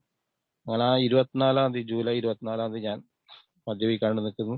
ഒരാഴ്ച കഴിഞ്ഞിട്ട് ആരോടും പറയുന്നില്ല, വീട്ടിലെ മോളോടും ആരോടും പറയുന്നില്ല. ഞാനും വൈഫും കൂടിയിട്ട് മോള് ചോദിച്ചാൽ പറഞ്ഞു അച്ഛൻ ബാംഗ്ലൂർ പോകുന്നു എന്ന് പറഞ്ഞിട്ട് വചനജ്യോതിയിൽ പോയി അവിടെ അഡ്മിറ്റായി. അന്ന് എനിക്ക് അന്നും എന്റെ മനസ്സിൽ മദ്യം ഒഴിവാക്കണമെന്നുണ്ട്. പക്ഷെ എന്നാലും എന്റെ മനസ്സിൽ മദ്യത്തിന്റെ ആ ഒരു ആസക്തി ഒന്നും പോയിട്ടില്ല. അവിടെ നമ്മൾ കുറച്ച് അവിടെ പഴയ ആൾക്കാരുണ്ട്, എല്ലാവരായിട്ട് പരിചയപ്പെട്ടു. അവിടുന്ന് ഇങ്ങനെ ഓരോ ആൾക്കാർ ഇങ്ങനെ അനുഭവങ്ങൾ, അവരവരെ അനുഭവങ്ങൾ പറയുന്നു, ഞാനും പറയുന്നു. കുറച്ച് ദിവസം കഴിഞ്ഞിട്ട് എനിക്ക് തോന്നുന്നു ഇത് കുറച്ച് മുന്നേ ഇവിടെ എത്തിപ്പെട്ടിട്ടുണ്ടെങ്കിൽ ഞാൻ രക്ഷപ്പെട്ടു പോകുന്നു. അപ്പൊ ഞാൻ ഫാദറോട് പറഞ്ഞു, ഫാദർ ഇങ്ങനെ കുറച്ച് മുന്നേലും ഞാൻ ഇവിടെ എത്തിപ്പെട്ടിട്ടുണ്ടെങ്കിൽ എനിക്കിപ്പോ മദ്യപിക്കാൻ തോന്നുന്നില്ല. അപ്പൊ ഫാദർ പറഞ്ഞു അതൊന്നും അല്ല, അതിന്റെ തെറ്റുകാരനെയാണ്. പിന്നെ ഈ സമയത്തെ എനിക്ക് ഇവിടെ എത്താൻ പറ്റൂ, അല്ലാണ്ട് വേറെ നീ ഇനി കഴിഞ്ഞു പോയതൊന്നും ചിന്തിക്കൊന്നും വേണ്ട, ഇനി അങ്ങോട്ടുള്ള കാര്യങ്ങൾ നോക്കുക എന്ന് പറഞ്ഞ് അവിടെ 21 ദിവസത്തെ ട്രീറ്റ്മെന്റ് കഴിഞ്ഞ് വെളിയിൽ വന്ന് പിന്നെ നമ്മള് അവിടുന്ന് എന്റെ ഒരു ക്ലാസ് ഉണ്ടായിരുന്നു, സുരേഷ് മാഷ് എന്റെ ക്ലാസ് എടുക്കുമായിരുന്നു. അങ്ങനെ വെളിയിൽ വന്ന് ഒരു ദിവസം പയ്യന്നൂർ മീറ്റിംഗ് ഉണ്ട് എന്ന് പറഞ്ഞു. പക്ഷെ നമ്മള് അവിടെ നിന്ന് വെളിയിൽ വന്ന് നമ്മൾ 4-5 ആൾക്കാരുണ്ടായിരുന്നു. അപ്പൊ നമ്മളെ ഉദ്ദേശം മീറ്റിംഗ് ഒന്നല്ല. നമ്മളെ ഉദ്ദേശം നമ്മളെല്ലാരും പോയി ഒന്ന് കാണുക, കണ്ടുമുട്ടുക, എന്നിട്ട് പിന്നെ ഒരു ചായ കുടിക്കുക. അതേമാതിരി തന്നെ അന്ന് അവിടെ പോയി നമ്മൾ 5 ആൾ കൂടി മീറ്റിംഗ് ഒന്നും ശ്രദ്ധിച്ചിട്ടേ ഇല്ല. നമ്മളിങ്ങനെ നമ്മളെ മീറ്റിംഗ് റൂമിൽ ഇരിക്കുന്നു, നമ്മള് മീറ്റിംഗ് ആന്ന് നമ്മൾ പേര് പറയുന്നു, പരിചയപ്പെടുന്നു, വരുന്നു. പിന്നെ നമ്മളെ സംസാരമായി, ബാക്കിയുള്ള ആൾ ഷെയർ ചെയ്യുന്നതൊന്നും കേൾക്കുന്നില്ല. നമ്മൾ അതെല്ലാം കഴിഞ്ഞ് ചായയെല്ലാം കുടിച്ച് വീട്ടിൽ വന്നു. എന്നാലും പിന്നെ മീറ്റിംഗിന്റെ കാര്യം ചിന്തിക്കുന്നേ ഇല്ല. മീറ്റിംഗ് എന്താണെന്നോ ഒന്നും ചിന്തിക്കുന്നില്ല. അപ്പോ 2 മാസം വരെ ഞാൻ ജോലിക്കൊന്നും പോകുന്നില്ല, വീട്ടിലിരിക്കുന്നു, മീറ്റിംഗ് അങ്ങനെ ഇതൊന്നുമില്ല. പിന്നെ നമ്മളൊരു സുഹൃത്തിനോട് പറഞ്ഞു ഇങ്ങനെ സുനിലെ ഓൺലൈൻ മീറ്റിംഗ് ഉണ്ട്, കയറാൻ പറ്റുമോ എന്ന് ചോദിച്ചു. ഞാൻ പറഞ്ഞു ഓൺലൈൻ മീറ്റിംഗ് എന്ത് മീറ്റിംഗ്, ഞാൻ കള്ളു കുടിക്കുന്നില്ല, എനിക്ക് ഇനി വേറെ ഒന്നും വേണ്ട, ഞാൻ കള്ളുടി ഫുള്ളായി നിർത്തി, മീറ്റിംഗ് ഒന്നും വേണ്ടെന്ന് പറഞ്ഞു. പക്ഷെ എന്തോ എന്നോട് നമ്മളൊരു സുഹൃത്ത് പറയുന്നുണ്ട്, നീ നിർത്തിയ കള്ളുടി എനിക്ക് മുന്നോട്ട് പോകണ്ടെങ്കിൽ സുനിലെ എന്തായാലും മീറ്റിംഗിൽ പങ്കെടുത്തേ പറ്റൂ എന്നുള്ള ഇങ്ങനെ പറയുന്നുണ്ട്. അപ്പൊ ഞാൻ ഇങ്ങനെ നമുക്ക് വേറെ ഇതൊന്നുമില്ല, നമ്മളെ തളിപ്പറമ്പിൽ ആ സമയത്ത് കോവിഡിൻ്റെത് കൊണ്ട് മീറ്റിംഗ് ഒന്നുമില്ല. 2 മാസം വരെ ജോലിക്കൊന്നും പോകാണ്ട് വീട്ടിൽ തന്നെ പുറത്തിറങ്ങിയാൽ മദ്യപിക്കും. അപ്പോൾ അവിടുന്ന് ഡീഅഡിക്ഷൻ സെന്ററിൽ പറയുന്നുണ്ട്, വെളിയിലെല്ലാം നീ കണ്ട അതേ ഇത് തന്നെയാണ്, ബാറുണ്ട്, അതുണ്ട്. വേറെ പ്രശ്നം എന്ന് വെച്ചാൽ എന്റെ വീട്ടിന്റെ നേരെ മുന്നിൽ തന്നെയാണ് ബാറ്. തളിപ്പറമ്പ് ഇവിടെ എന്റെ വീട്ടിൽ നിന്ന് വെളിയിൽ ഇറങ്ങി 2 മിനിറ്റ് നടക്കേണ്ട ദൂരമില്ല, ബാറാണ്, വലിയ ബാർ. അവിടെയെല്ലാം പോയിട്ട് ഞാൻ സ്ഥിരം മദ്യപിക്കുന്ന ഒരു വ്യക്തിയായിരുന്നു. അപ്പൊ അതുകൊണ്ട് തന്നെ വൈഫ് പറഞ്ഞു നിങ്ങൾ ഇനി കുറച്ച് ദിവസത്തേക്ക് വെളിയിലൊന്നും പോണ്ട, വീട്ടിൽ ഇരുന്നാൽ മതി എന്ന് പറഞ്ഞു. വീട്ടിലിരിക്കുന്നു, പിന്നെ വെളിയിൽ പോകുന്നില്ല. പക്ഷെ എനിക്ക് മനസ്സിൽ ഒരു ഇതുണ്ട്, മദ്യപാനം നിർത്തണം. ഇങ്ങനെ മീറ്റിംഗ് ഉണ്ടോ എന്ന് ഇങ്ങനെ ഞാൻ അന്വേഷിക്കുന്നുണ്ട്, നമ്മളെ ഈ ഭാഗത്ത് എവിടെയെങ്കിലും മീറ്റിംഗ് ഉണ്ടോ എന്നെല്ലാം അന്വേഷിക്കുന്നുണ്ട്. ഒന്നാന്ന് വെച്ചാൽ എന്റെ കയ്യിൽ ആ ബാംഗ്ലൂർ പോയി വന്ന് ഡീഅഡിക്ഷൻ സെന്ററിൽ പോയതിനു ശേഷം എന്റെ കയ്യിൽ 5 പൈസ ഇല്ല. പൈസ എന്ന് വെച്ചാൽ മെയിൻ പയ്യന്നൂർ വരെ പോകേണ്ട പൈസ ഒന്നും ഇല്ല കയ്യില്. വൈഫ് അക്കൗണ്ടിൽ പൈസ ഉണ്ട്, വൈഫിന്റെ ഇതിലേക്ക് എല്ലാം ട്രാൻസ്ഫർ ചെയ്തിരുന്നു ആ സമയത്ത് തന്നെ. അപ്പോ വൈഫ് തരൂല പൈസ, 5 പൈസ വൈഫും തരൂല എനിക്ക്. എവിടെയെങ്കിലും പോയി കഴിഞ്ഞാൽ ഞാൻ കയ്യിൽ പൈസ ഉണ്ടെങ്കിൽ ഇയാൾ രണ്ടാമതും മദ്യപിക്കുമോ എന്നൊരു പേടി കൊണ്ട് പൈസ ഇല്ല. അങ്ങനെ ഞാൻ അന്വേഷിച്ച് അപ്പോൾ നമ്മൾ വചനജ്യോതിയിലെ സമയത്ത് ഒരു ഗ്രൂപ്പ് ഉണ്ടാക്കിയിരുന്നു. നമ്മൾ അവിടെയുള്ള എല്ലാവരും കൂടിയിട്ട് ഇങ്ങനെ ഒരു ഗ്രൂപ്പ് ഉണ്ടാക്കിയിരുന്നു. അതിലൊരു ദിവസം പെട്ടെന്നൊരു നമ്മളെ വചനജ്യോതിയിലെ സുരേഷ് മാഷ് ഒരു മെസ്സേജ് വിട്ടു, ഇങ്ങനെ ഇങ്ങനെ ധർമ്മശാലക്കൊരു മീറ്റിംഗ് ഉണ്ട് എന്ന് പറഞ്ഞിട്ട്. അപ്പൊ ആ നമ്പറിൽ ഞാൻ വിളിച്ച സമയത്ത് മഹേഷ് മാഷ് എന്ന് പറഞ്ഞ മാഷ് ഫോൺ എടുത്തു. എന്നോട് പറഞ്ഞു, ആ സുനിലെ ഇങ്ങനെ ഇന്ന് ഇവിടെ ധർമ്മശാലക്ക് മീറ്റിംഗ് ഉണ്ട്, വരാൻ പറ്റുമെങ്കിൽ വാന്ന് പറഞ്ഞു. ഉടനെ ഞാൻ നമ്മളെ ഒരു സുഹൃത്തുണ്ട് നമ്മുടെ നാട്ടിൽ തന്നെ ഉള്ള, വീട്ടിന്റെ കുറച്ചപ്പുറമുള്ള, പുള്ളിയും വചനഗതിയിൽ ഉണ്ടായതാണ്. അവിടുന്ന് പുള്ളിനെ പരിചയപ്പെടുന്നു. അങ്ങനെ പുള്ളിനോട് വിളിച്ചു പറഞ്ഞു നമുക്ക് പോവാന്ന് പറഞ്ഞു. അങ്ങനെ മീറ്റിംഗിലേക്ക്, ധർമ്മശാലക്ക് മീറ്റിംഗിലേക്ക് പോകാൻ വേണ്ടി നമ്മൾ കുറച്ച് ലേറ്റ് ആയിട്ട് രണ്ടാമത് മഹേഷ് മാഷ് വിളിച്ചിട്ട് ചോദിച്ചത്, എന്താ സുനിലെ വരുന്നില്ലേ, നമ്മളിവിടെ വെയിറ്റ് ചെയ്യുന്നുണ്ട്, വാന്ന് പറഞ്ഞു. അപ്പൊ നമ്മൾ അവിടെ എത്തി, മാഷ് കൂട്ടി മീറ്റിംഗ് റൂമിലേക്ക് പോയി. അന്ന് ആ മീറ്റിംഗ് റൂമിൽ എൻ്റെ ഒരു ജീവിതത്തിന്റെ മാറ്റം തന്നെ. അന്ന് ആ മീറ്റിംഗ് റൂമിൽ ഞാൻ ഇരുന്ന് അവിടുന്ന് ഒരാളെ ഷെയറിങ് എന്നെ എന്തോ ഒരു ഒരു ഒരു ശക്തി എന്നെ അവിടെ പിടിച്ച് ഇരുത്തിയ മാതിരി എനിക്കൊരു തോന്നല്. ആ ഷെയറിംഗ് എല്ലാം കേട്ട് എന്നോട് ഷെയർ ചെയ്യാൻ വേണ്ടി പറഞ്ഞു. എനിക്ക് അവിടെ മുമ്പ് പോയിട്ട് സംസാരിക്കാൻ വരെ പറ്റുന്നില്ല, എന്താന്ന് ഷെയർ ചെയ്യേണ്ടെന്നോ. ഞാൻ വരും, എൻ്റെ പേര് പറഞ്ഞു, ഇങ്ങനെ തലപ്പുറം ഇവിടെയാണ് സ്ഥലം എന്ന് പറഞ്ഞു. അപ്പോൾ മീറ്റിംഗ് കഴിഞ്ഞതിന് ശേഷം അവിടെ ഉണ്ടായിരുന്ന എല്ലാവരും എന്നോട് പറഞ്ഞു, സുനിലെ, ഈ നിർത്തിയ കള്ളു കൂടി നിനക്ക് തുടർന്ന് പോകണ്ടെങ്കിൽ നമ്മളെ ഈ ഒരു ദിവസത്തെ ഒരു പ്രോഗ്രാമാണ് ഇത്. അവര് മീറ്റിംഗ് കഴിഞ്ഞ ശേഷം എല്ലാവരും വന്ന് എന്നെ രാജേഷിനെ കണ്ടിട്ട് പറഞ്ഞു, ഇങ്ങനെ ഇനി നീ എന്നാ വേണ്ടത് വെച്ചാല് നീ ഈ മീറ്റിങ്ങിന്റെ കൂടെ തന്നെ പോ, നിനക്ക് മാറ്റങ്ങൾ സംഭവിക്കും, ഒരു ടെൻഷനും വേണ്ടാന്ന് അന്ന് അവിടെ ഉണ്ടായിരുന്ന എല്ലാവരും നമ്മളെ കെട്ടിപ്പിടിച്ച് പറഞ്ഞു, മീറ്റിങ്ങിൽ വാ. അപ്പൊ അവരാ ഒരു ഇതെല്ലാം സംസാരം കേട്ട എനിക്ക് ഒരു ഊർജം അത് പറഞ്ഞറിയിക്കാൻ പറ്റുന്നില്ല. അതിപ്പോഴും ഒരു നല്ലൊരു അനുഭൂതിയാണ്. ഞാൻ വീട്ടിൽ വന്നിട്ട് വൈഫിനോട് പറയുന്നു, അവിടെ ഇനി ഇങ്ങനെയാ സംഭവിച്ചത്, ഭയങ്കര ഒരു നല്ലൊരു നമുക്കൊരു അമ്പലത്തിലോ അവിടെയെങ്കിലും പോയ മാതിരി ഒരു പ്രത്യേക ഒരു അനുഭൂതി അവിടെ ഉണ്ടായിരുന്നു. അവരുടെ ഷെയറിങ് എല്ലാവരും ഏകദേശം എന്നെ പോലത്തെ അവരുടെ ഷെയറിങ് ഞാൻ കുറച്ച് കേട്ടിരുന്നു ഷെയറിങ്. അപ്പൊ എന്നെ പോലത്തെ അനുഭവമുള്ള ആൾക്കാരനെ കുറെ ഇങ്ങനെയാണ് പറഞ്ഞ് പിറ്റേ ദിവസം രണ്ടു ദിവസം കഴിഞ്ഞിട്ടാണ് കണ്ണൂര് സെന്റ് മൈക്കിൾസ് ഒരു ടോക്കൺ പരിപാടി. അപ്പൊ ഞാനും രാജേഷും പറഞ്ഞു നമുക്ക് പോവാന്ന് പറഞ്ഞു. അങ്ങനെ ടോക്കൺ പരിപാടിക്ക് പോയി.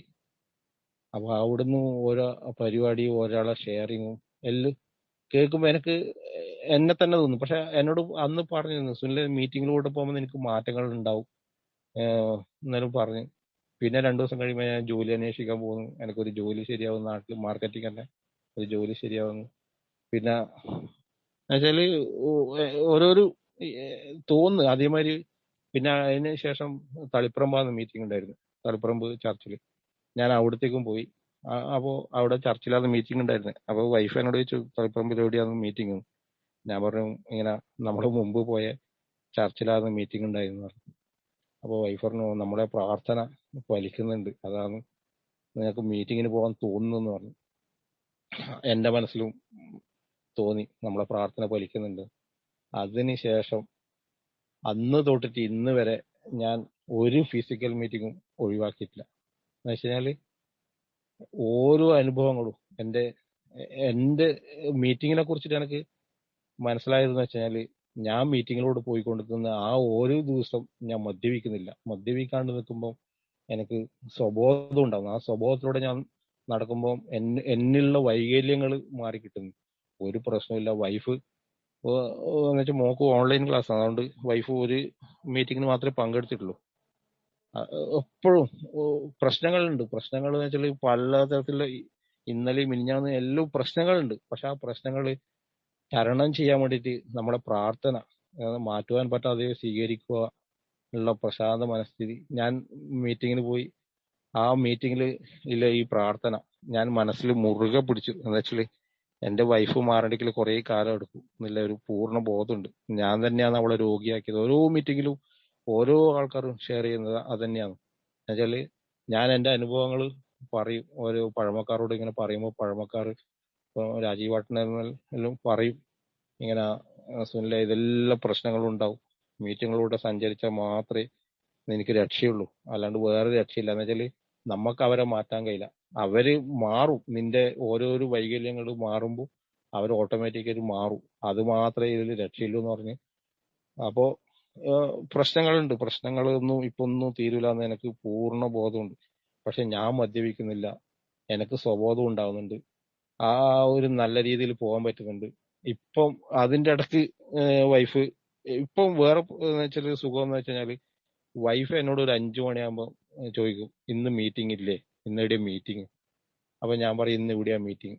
അപ്പൊ മീറ്റിങ്ങിന് പോയി വരുന്നവരെ ഒരു ഫോൺ കോളോ അങ്ങനത്തെ ഒരു പ്രശ്നം ഇല്ലെങ്കിലും മുന്നേ ഞാൻ വീട്ടിൽ നിന്ന് ഇറങ്ങിക്കൊണ്ട് ഒരു അരമണിക്കൂർ കഴിഞ്ഞാല് ഇവള് വിളി തുടങ്ങും. വിളി എന്ന് വെച്ചാല് ഓരോ അരമണിക്കൂറിലും വിളിച്ച് അപ്പൊ എനിക്ക് ടെൻഷൻ വരും. ഞാൻ ബാറിൽ പോവും, അടിക്കും. പക്ഷെ ഇന്ന് ഞാൻ മീറ്റിങ്ങിന് പോകുമ്പോ അവളെ ഒരു ഫോൺ കോളും ഇല്ല. അതേമാതിരി എന്റെ മോള് ഇടക്കിടക്ക് പറയും, അമ്മേ അച്ഛനെ വിശ്വസിക്കേണ്ട, അച്ഛൻ ഏത് സമയത്തും മാറുന്ന ചെറിയ മോളാണ്, 9 വയസ്സേ ആയിട്ടുള്ളൂ. അമ്മ അച്ഛനെ വിശ്വസിക്കേണ്ട, ഏത് സമയത്തും അച്ഛൻ മാറും. പക്ഷെ അങ്ങനെ പറയുന്ന മോളിപ്പം എന്റെ മാറ്റങ്ങൾ കണ്ടിട്ട് ഇപ്പം എന്റെ കൂടെയാന്ന് കിടക്കുക. എന്ന് വെച്ചാൽ അവക്ക് അച്ഛന്റെ ആ പഴയ മദ്യപിച്ച ആ സ്മെല്ല് ഇല്ല. അങ്ങനത്തെ ഒരു പ്രശ്നങ്ങളും അവക്കില്ല. അപ്പൊ എന്റെ കൂടെ കിടക്കും. എല്ലാ മീറ്റിംഗ് എന്ത് പരിപാടി ഉണ്ടെങ്കിലും ഞാൻ ആ പരിപാടികളിലോട്ട് പോകും. അതേമാതിരി റിലാപ്സ് ആയ ഒരാൾക്കാർ തിരിച്ചു വന്ന് അവരുടെ അനുഭവം ഷെയർ ചെയ്യുന്നത് എന്നിൽ ഭയങ്കര എക്സ്പ്രഷൻ ഉണ്ടാക്കുന്ന കാര്യമാണ്. എന്നോട് ഭയങ്കര റിലാപ്സ് ആയി പോയി തിരിച്ചു വന്നവർ സംസാരിക്കുന്ന ആ രീതി. അപ്പോൾ എനിക്ക് കൂടുതൽ കൂടുതൽ ഇങ്ങനെ ഒരു മീറ്റിങ്ങിലൂടെ തന്നെ സഞ്ചരിക്കാനുള്ള മനസ്സ് എന്നിൽ ഉണ്ടാവുന്നു. എന്ത് പ്രശ്നങ്ങളുണ്ടെങ്കിലും ഞാൻ മീറ്റിംഗ് ഇപ്പോൾ ഒഴിവാക്കില്ല. എന്താ വെച്ചാല് എന്നെ പോലെ ഒരു മദ്യാസക്തി എന്ന് പറയുന്നത് ഒരു രോഗമാണ്. ഈ രോഗം ഒന്ന് എനിക്ക് മനസ്സിലായത് തന്നെ നമ്മളെ ഈ കൂട്ടായ്മയിലെ മീറ്റിംഗിൽ വന്നതിന് ശേഷം ഇങ്ങനെ ഇതൊരു രോഗമാണ്. അതുകൊണ്ട് നീ ഈ കൂട്ടായ്മയിലൂടെ സഞ്ചരിച്ചാൽ എനിക്ക് അങ്ങനത്തെ ഒരു പ്രശ്നം ഉണ്ടാവില്ല. നിന്റെ ഓരോ വൈകല്യങ്ങളും അതേമാതിരി തന്നെ എന്റെ വൈകല്യങ്ങൾ മാറുന്നുണ്ട്. എനിക്ക് ഇതൊരു രോഗമാണെന്ന് മനസ്സിലായിക്കൊണ്ട് വരുന്നുണ്ട്. അതുകൊണ്ട് ഞാൻ ഈ 198 ദിവസത്തില് 2 മാസം ഗ്യാപ്പ് ഉണ്ടായിരുന്നു. ഏല് നമ്മള് ആ ഫസ്റ്റ് ഒരു പയ്യന്നൂർ പോയതിന് ശേഷം. പക്ഷെ മദ്യപിച്ചിട്ടില്ല. അതുകൊണ്ട് തന്നെ ഇന്ന് 198 ദിവസം എനിക്ക് ദൈവം എന്ന് പറഞ്ഞ ഒരു വലിയൊരു ശക്തിനെ, ഞാൻ പറയുന്നത് വെച്ചാൽ ഒരു വലിയൊരു ശക്തിനെ ഞാൻ അങ്ങ് സ്നേഹിക്കാൻ തുടങ്ങി. ഈ ആൽക്കഹോളിക് അനോണിമസ് എന്ന് പറയുന്ന ഒരു ശക്തിനെ ഞാൻ അങ്ങ് സ്നേഹിക്കാൻ തുടങ്ങി. അപ്പോൾ ഞാൻ എല്ലാ മീറ്റിങ്ങിലും പങ്കെടുക്കുന്നു, എല്ലാ പരിപാടികളിലും പങ്കെടുക്കുന്നു. അതുകൊണ്ട് എനിക്ക് ഇന്നത്തെ ദിവസം വരെ എനിക്ക് മദ്യപിക്കാൻ തോന്നുന്നില്ല. എന്ത് തന്നെയായാലും എനിക്ക് കിട്ടിയ ഈ സന്തോഷവും സമാധാനവും എന്നേക്കാൾ കൂടുതൽ നിങ്ങൾക്ക് കിട്ടട്ടെ എന്ന് പ്രാർത്ഥിക്കുന്നു. നന്ദി, നമസ്കാരം. ഇത്രയും സമയം എന്റെ ഷെയറിങ് കിട്ടിയ എല്ലാ ചേട്ടന്മാർക്കും, എല്ലാ പഴമക്കാർക്കും, പുതുമക്കാർക്കും എല്ലാവർക്കും നന്ദി. Thank you.